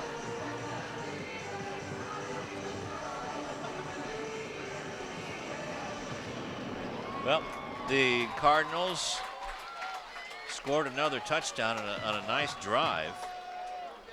Murray with a 17-yard pass to B.J. Perkinson. That completed an 82-yard 9-play drive. But then Gilbertson and the Sea Kings fooled everybody in the house on 4th and 5 with a 28-yard pass after he was given the ball by Del Carson. 4th and 5, right? 4th and 5. I mean, that was a backbreaker right there. I mean, you fought your way all the way back to get even. Defensively, you've now stopped them, or at least you're in a position where you think you've stopped them. You've got them at a 4th and 5. And man, they pull an option pass play for a touchdown. And you didn't have a defender. As I said, last time I said in the zip code, they didn't have one in the area code. Nope. At all. Not in the, was this the 310 down here? Yep. Covers a lot of ground. But it's still within distance, but boy, that interception hurt. And the return all the way to the 30-yard line by Lucas Cooper. Again, coming in with 95 tackles into this ball game. And it was a good pass in this regard by Murray. Boy, it was just a little too high. His return man went up for it. I mean, not his return man, but his receiver went up for it, attempted to make the big catch, but just a little over his head. Defender position behind it. Looks like we've now got an official on this side that's a bit gimpy, that's taking himself out of the ball game. Ball is handed off to Gilbertson, and a good defensive play. Isaiah Torres was there. Also, Danny Hernandez. But it goes down to the 15-yard line. So a gain of 1 to Gilbertson. His shortest gain of the half. Fourth quarter just underway, 11:30 left in the fourth. Gilbertson dotting the I. Del Carson keeps it. Del Carson's tripped up by Hernandez and finished off by Flowers. So gets inside the 15. And it's a 3rd down and about 6. They'll mark it at the 13. So the Cardinal defense doing their part.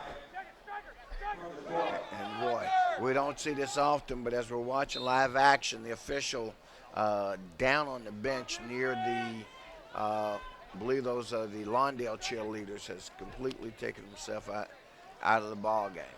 Into the ball game at running back is Lucas Cooper, or at tight end, I want to say. Gilbertson dotting the I, and the ball is kept by Del Carson. Del Carson getting down towards the 10-yard line. He had a wide open right side to run through, Rufus, and it could be, let's see where the spot is. That's very important. They're going to say short by a little bit, and so the question is whether they'll go for the field goal attempt here or, well, it's 4th and awfully short. I'm thinking even though some in the crowd are calling for the field goal attempt, I'm thinking, Lou, that they may go for this one. Well, they bring out a crew that they're bringing out the big guys. Would be their field goal crew. I don't know. It looks like the big guys. Got number 85, Shane Irwin and Kyle Messinger. Also Connor Markley. Those are the big guys, and they got a full house backfield. And Del Carson's going to run it, and he should have the first down.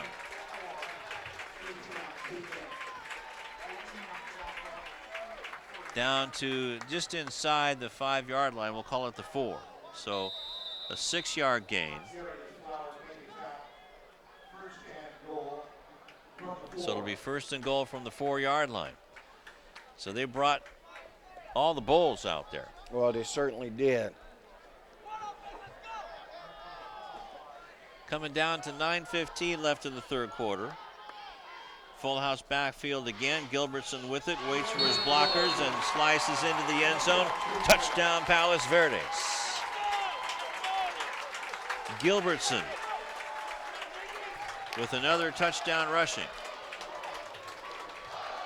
He's been part of 3 touchdowns tonight. There you see the extra point attempt is good. So 9:16 mark here in the 4th. Palos Verdes now leading by a score of 34-21.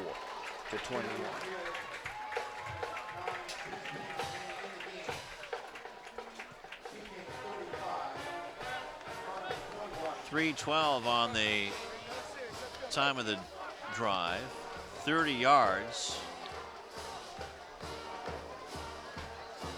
7 plays. Okay, well,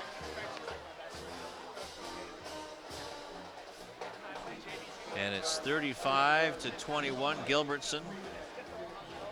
so somewhere along the way, the extra point attempt wasn't good on one of their efforts.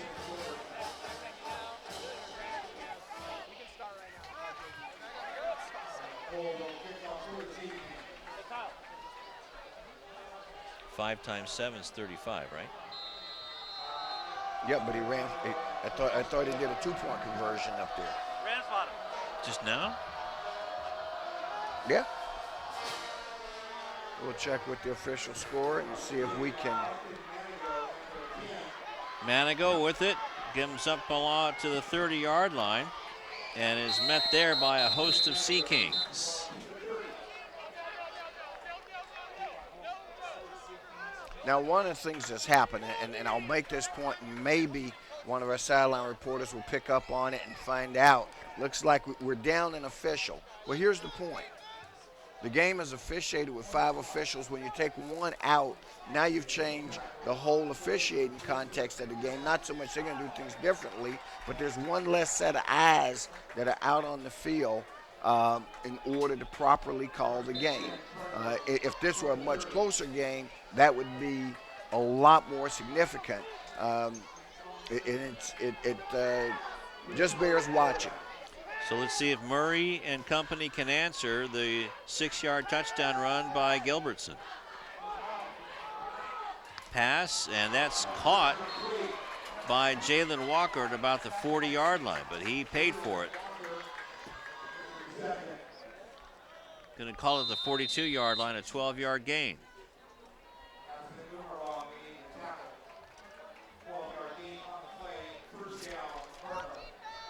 Stood in there, took the hit, picked up the first down though. Jalen Walker's first catch of the ball game. Manigo trying the middle. Gets a little bit, but not a whole lot. The middle of that interior line, Rufus, is playing a good game tonight. To the 44-yard line, so just a 2-yard gain.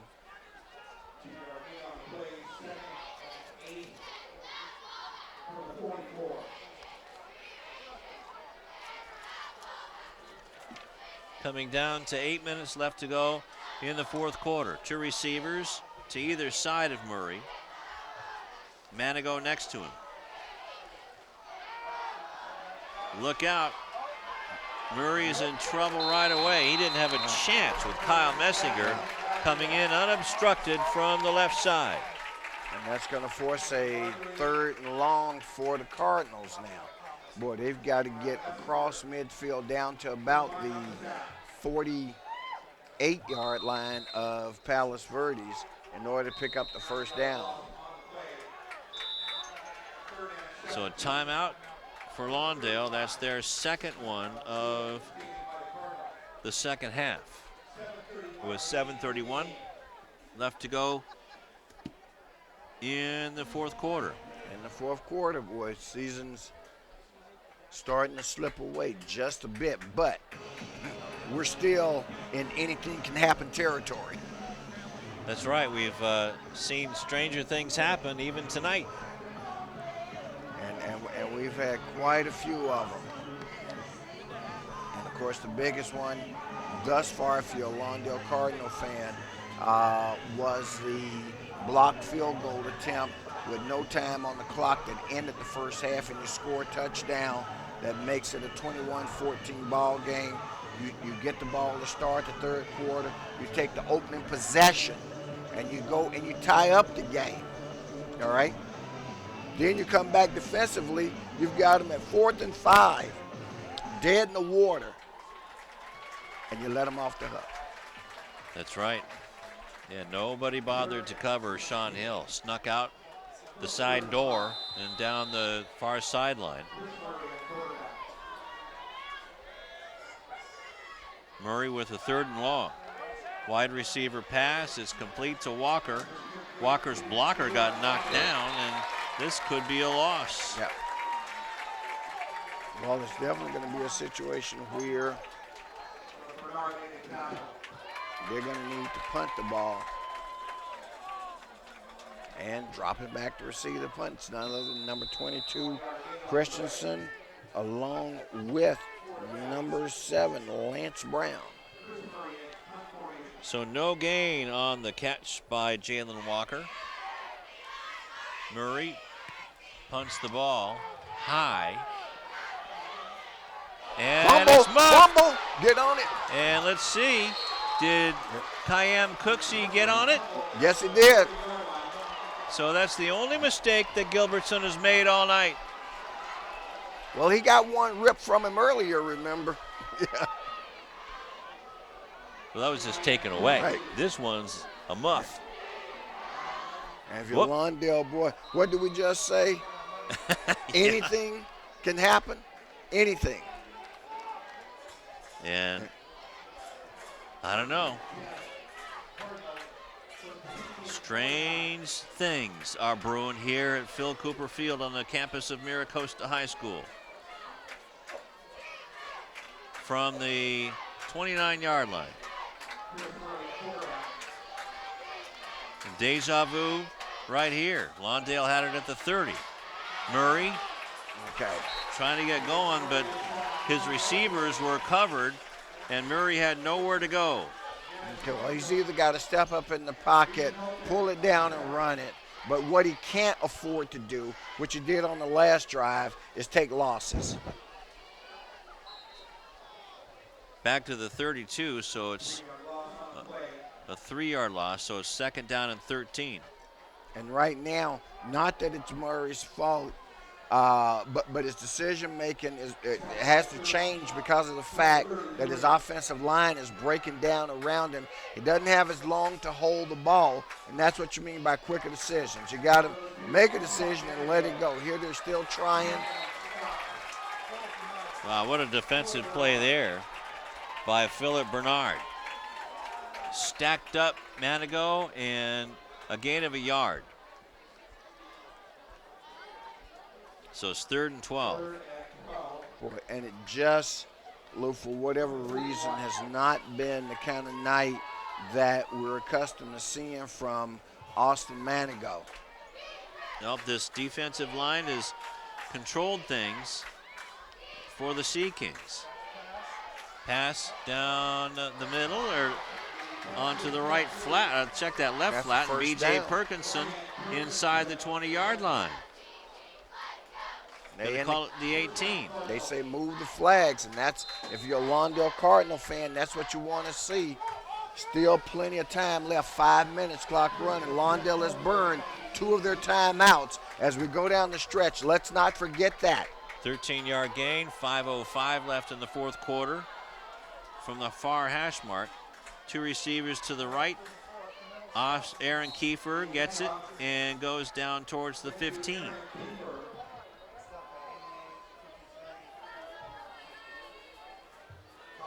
They're going to give it to him at the 16-yard line. So a 2-yard gain for Aaron. So it'll be 2nd down and 8.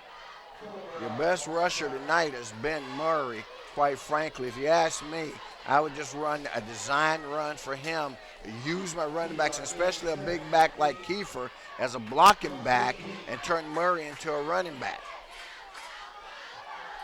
Back to pass. Trying to outrun everybody, throws on the run, throws towards the end zone, but it did not come close to B.J. Perkinson. 4:18 left, and it's 3rd down and 8. Well, he had the right idea. Rolls out to his right, throws on the run, and he had him. You're right, led him just a little bit too much. It's one of those timing things, or trying to get the geometry. Of course, that incompletion stops the clock. That's the one positive that they get out of it, because they've got to score and score quickly. They can't afford to burn a lot of time trying to get this touchdown. Now this is a designed run. Manigo with the block down to the 10. High hurdles a man. Did he get enough for the 1st down? Well, I don't Had think to get to the 9-yard line, Rufus. Well, looks like they're indicating that he did. I thought for a second maybe he hadn't, but he did, and so it's going to be 1st and goal. From the 6. So a 10-yard gain. So that was a design play, and they must be listening to you. Well, you know, I mean, it's what's worked. The guy's the number 3 passer in the Ocean League, the number 2 rusher. If anything, and this will sound strange to say, but I think they've underutilized him tonight. False start. So it goes back to the 11, so it'll be 1st and goal from the 11.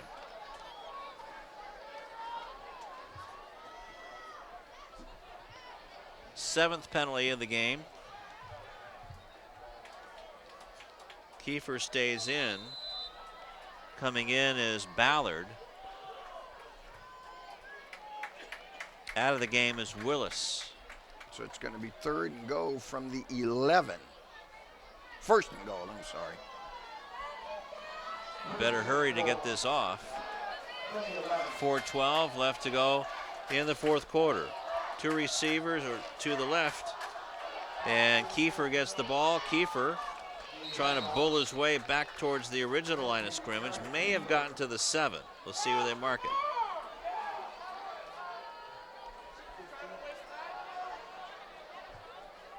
Gonna call it the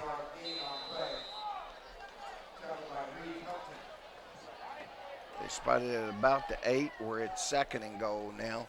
So it's a 3-yard gain for Kiefer. Clock running, we're at 3:40 and ticking. Manigault gets it, and he's tripped up. Couldn't get around the corner.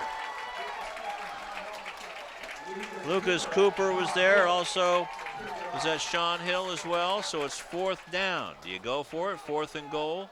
Well, they're showing 3rd on the down marker, and Yeah, they're you're showing right. 3rd on the scoreboard. You're right. So we'll take that break. Well, That was a loss of 2. Loss of 2. And again, Manigault, a key weapon. Maybe you can pull him out, catch him out coming out of the backfield. Right away into the end zone. What do we got? To B.J. Perkinson. There comes a flag in. And see, that's the difference by not having the deep official in there, which I'm trying to get these guys on the sideline to understand. It was important to recognize that you had an official out and find out why this guy's out the game. Obviously, he's injured. And so you had the side judge or the head linesman over on the far side who had to throw the flag in. Ordinarily, there'd have been an official stationed right there at the goalpost who would have seen that call up close. So pass interference, that'll give them an automatic 1st down or a hold. So it's half the distance, should go down to the 5-yard line.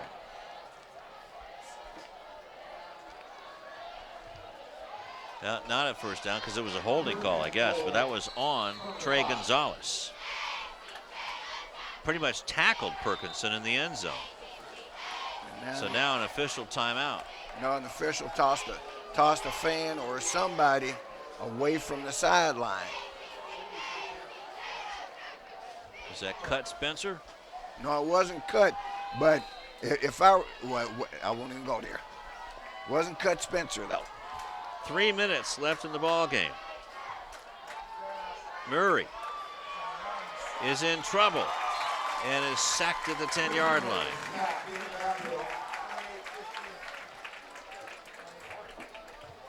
They're going to give him to the 9. Well, and that's going to bring up a 4th down, which takes us back to, quite frankly, even though a flag was thrown, no yardage was marked off either way. No down was changed, so I'm not sure at all what the call was. There's a loss on the play of about 4 yards. So if it was pass interference, that would have been an automatic 1st down, right? Right, so it's a 4th So it and was goal. a holding call. It's 4th and goal from the 10 or from the 9. Murray looks, throws towards the end zone. Caught in the end zone. Touchdown, Jalen Walker. On 4th and goal from the 9.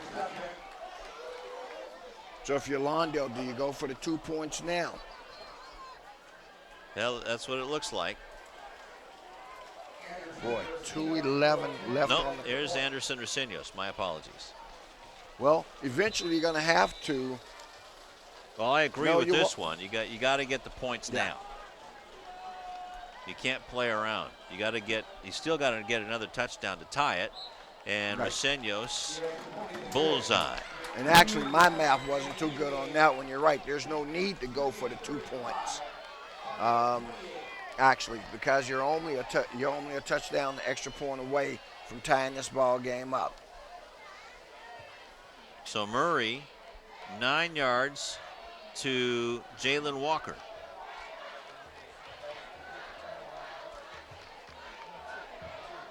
Wasn't easy. Wasn't easy, but they got it done. That's the great news. All right, here's the bad news. There's only 2 minutes, 11 seconds left, and they're down to 1 timeout. And there's no 2-minute warning, fans in high school. So, no, they don't technically have 2 timeouts. They only have 1. 4:30 the time of the drive. That took a long time. It was from the 29-yard line of PV. And now PV is setting up for the onside kick. And this is one of those. They don't have a deep man, so actually. Well, they're expecting the onside kick with 2:11 left in the fourth quarter. Well, this will be interesting because they can kick it deep and go cover it. Well, that's not much of an onside kick. Nope. And the reason I say it's not much, the attempt was the right thing to do, but the point was in the execution, they had no opportunity to recover the ball. I mean, they didn't give them because the ball never bounced. As you can see, it's already covered up before any of the white shirts ever get there. Well, it's about the average starting point for the Sea Kings. It only took a second off the clock, which is, if you would have given it to Gilbertson, kick it to him. I'm just being very sarcastic. Right. But here's what you got to do now. You got to force a turnover. You got to play keep away football. Well, not keep away. You're playing keep away if you're Palos Verdes, of course. Right. But if you're Lawndale, you're playing takeaway football, and that's what they've got to do here. And the other thing that they've got to do defensively, even if they can't force the turnover, as the clock continues to run, and they can't afford to burn that timeout yet, they'll burn it in just a moment. But right now, they've got to let this play go through, and they cannot allow them to pick up a first down. If they pick up a first down, for all intents and purposes, the game is over. 2nd down and 7. Gilbertson, nope, it's still Carson, and he will get into Cardinal territory. Let's see where they mark it. I think it's going to be a yard short at the 49. And that clock continues to run, and Lawndale again with only the 1 timeout, still not able to, still can't use it and don't want to use it. But what they want now is on this 3rd down play, they must. The whole season rides on 1 play. Do all the practices, all the games, all the hitting comes down to 1 play. 3rd and 1. And that 50 play is seconds it right left. now. Gilbertson slips through Kiefer's tackle attempt, and that goes down to the 46-yard line, and it should be good enough for a Sea King first down. Well, not and only is it good enough for a Sea King first down, it's going to be good enough for a Sea King victory here in the first round of the Western Division playoffs. And the Sea Kings are just going to down this and take a knee with 20 seconds left. And that's going to do it. The Cardinals just couldn't get their engine started quick enough and give up a gimmick play on a touchdown, and that cost them, Rufus. It cost them mightily, but boy, if you want to look, I mean, there's so many positives in this for this team. I mean, so many positives, and I know as we prepare to do the post game, we'll be able to go through them. one positive, that's the last time we'll get that pistol popped in our ear. But I know it's been fun to be up here with these guys. They've been great hosts Yeah, they sure here have. at Miracosta High School. But boy, you know, they got to feel good. Go down by 21, come back, make a game out of it, and stay in it, and you're fighting to the very end against a team that was heavily favored against them. So in my mind's eye, in my book, again, goes down in the record book as an L, but in terms of the future for this program, it comes off as a W. Certainly does. This is a lot to look forward to for these Lawndale Cardinals, especially, like you say, Chris Murray's coming back. Aaron Kiefer, hopefully he's going to clean out Mom's refrigerator for about 10 months. And it's just going to be an exciting year. I mean, you get some big kids on the offensive line. Maybe we'll get a deeper roster come the summertime. These kids now have built a foundation to show the way for the JVs to come up. Exactly. Well, the point is, it's a lot easier to recruit in a winning program than it is in a program that's not having much success. And so with the success that they've had this season and with the showing that they made in this game alone, they're going to be kids who now say, I want to be a part of this. And for Coach Mathieson and his crew, that's going to be an opportunity to continue to build the program, to continue to add to the successes that they've already had. The future, in my mind's eye, looks very good for the Lawndale Cardinal football program. Particularly, as you said, you got Chris Murray coming back next year, then that's going to make all the difference in the world.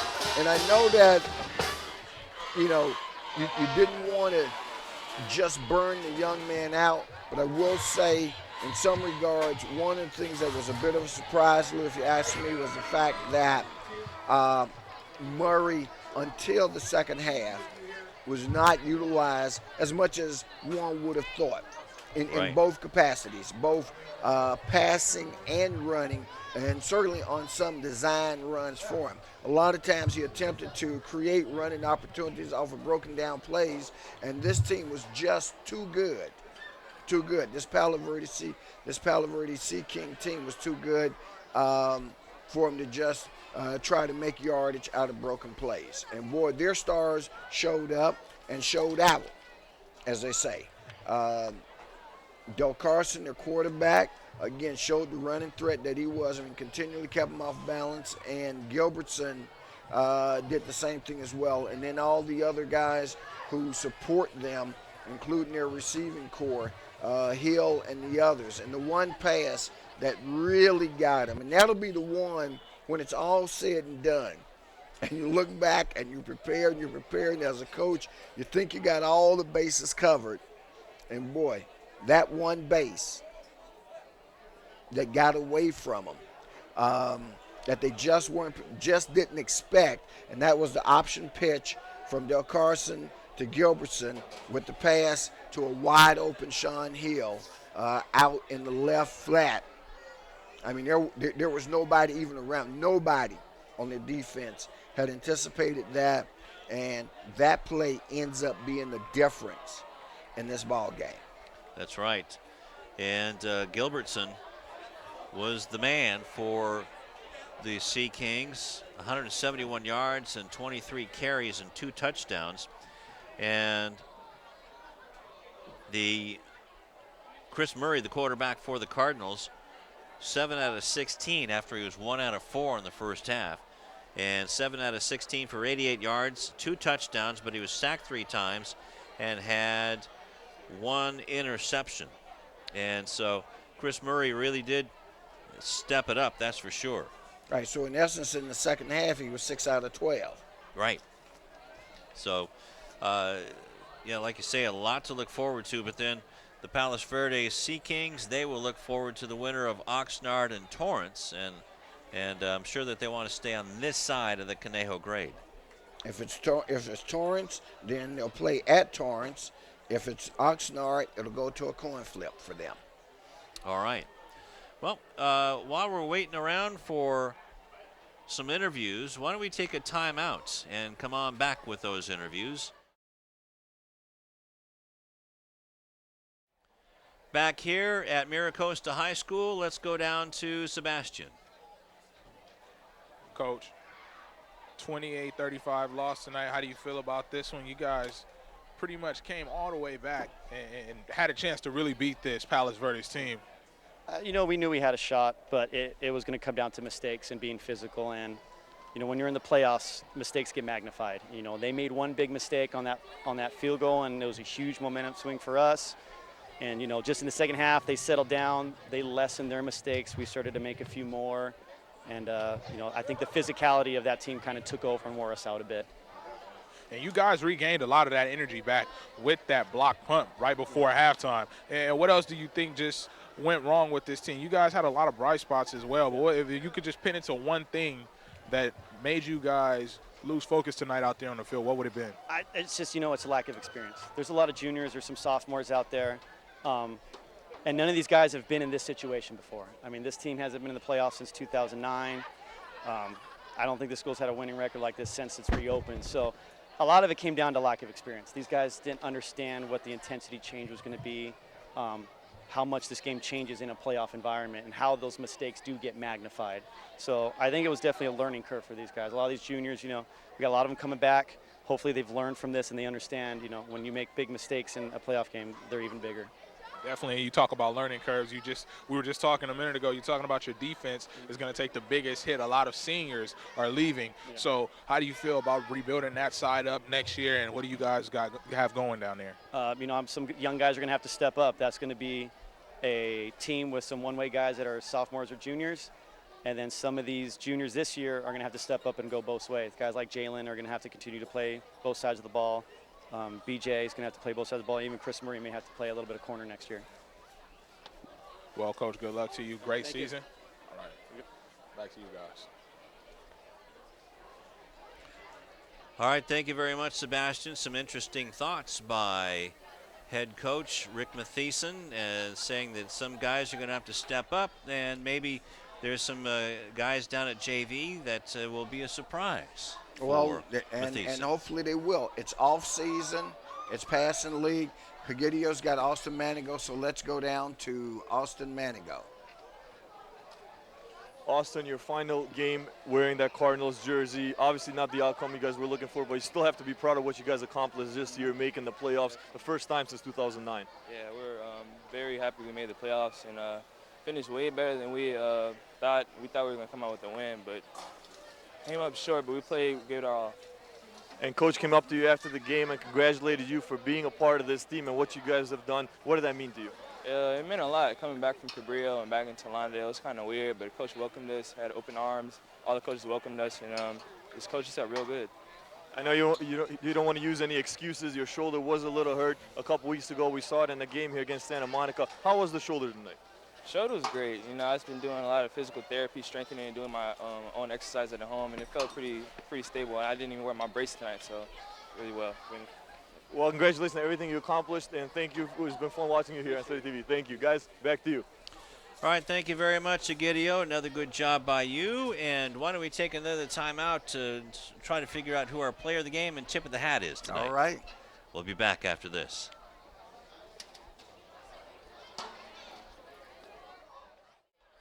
Back here at Miracosta High School, Western Division playoff is in the books. 35-28 PV over Lawndale. Let's go down to Karen. And Karen Bright has a very special guest, and we'll get down to her in just a moment. And we will also have our player of the game and our tip of the hat. Is Karen ready? Let's go. Chris, it's not the outcome you wanted, but I can tell you firsthand that from the sidelines, you guys kept this exciting the whole game. You were in it the whole game. What was it like out there for you tonight? The first half was very difficult, and then we got the momentum going to the second half, and we got key stops and key turnovers, and we were able to capitalize on them. And you guys have really been able to bounce back all season, come in the second half and really turn the game around on a lot of different games. How does that make you feel moving forward for next year? I believe if we just get the right amount of work done in the weight room and training sessions, that we won't need to come from behind. We'll just have the lead. Now, obviously, way much better. And your guys' team cheer is always family. Talk about that. I really feel like it's a really big part of your team and what helps you guys stay together. I mean, there's no other way that can describe us. And even the coaching staff, we're all together.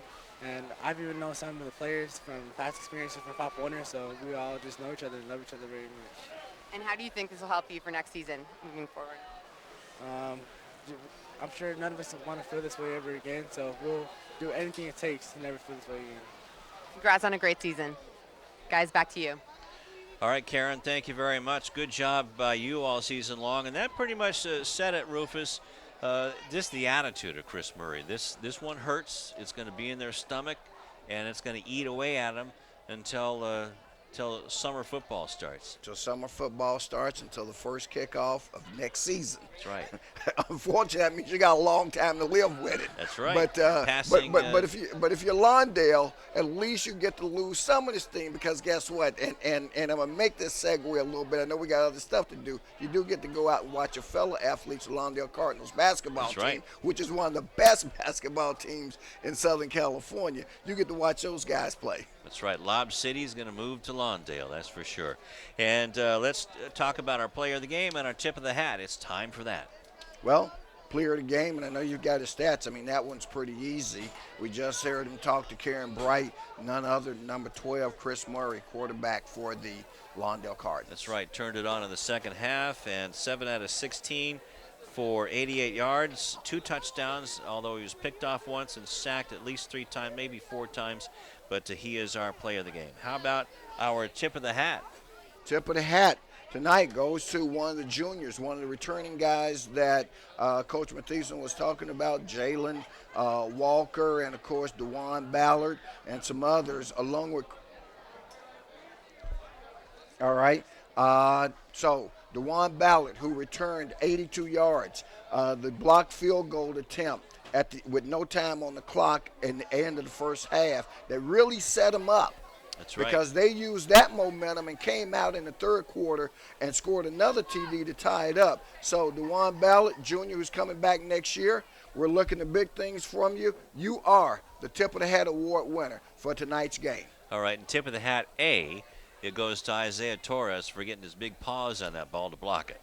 All right, for Rufus Washington, for Karen Bright, and Egidio DeLeu, and Sebastian Spencer, Tom Strickfadden, and the award-winning, the 3-time Star Award-winning crew, I'm Lou Stowers, telling you once again the score from Philip Cooper Field on the campus of Miracosta High School.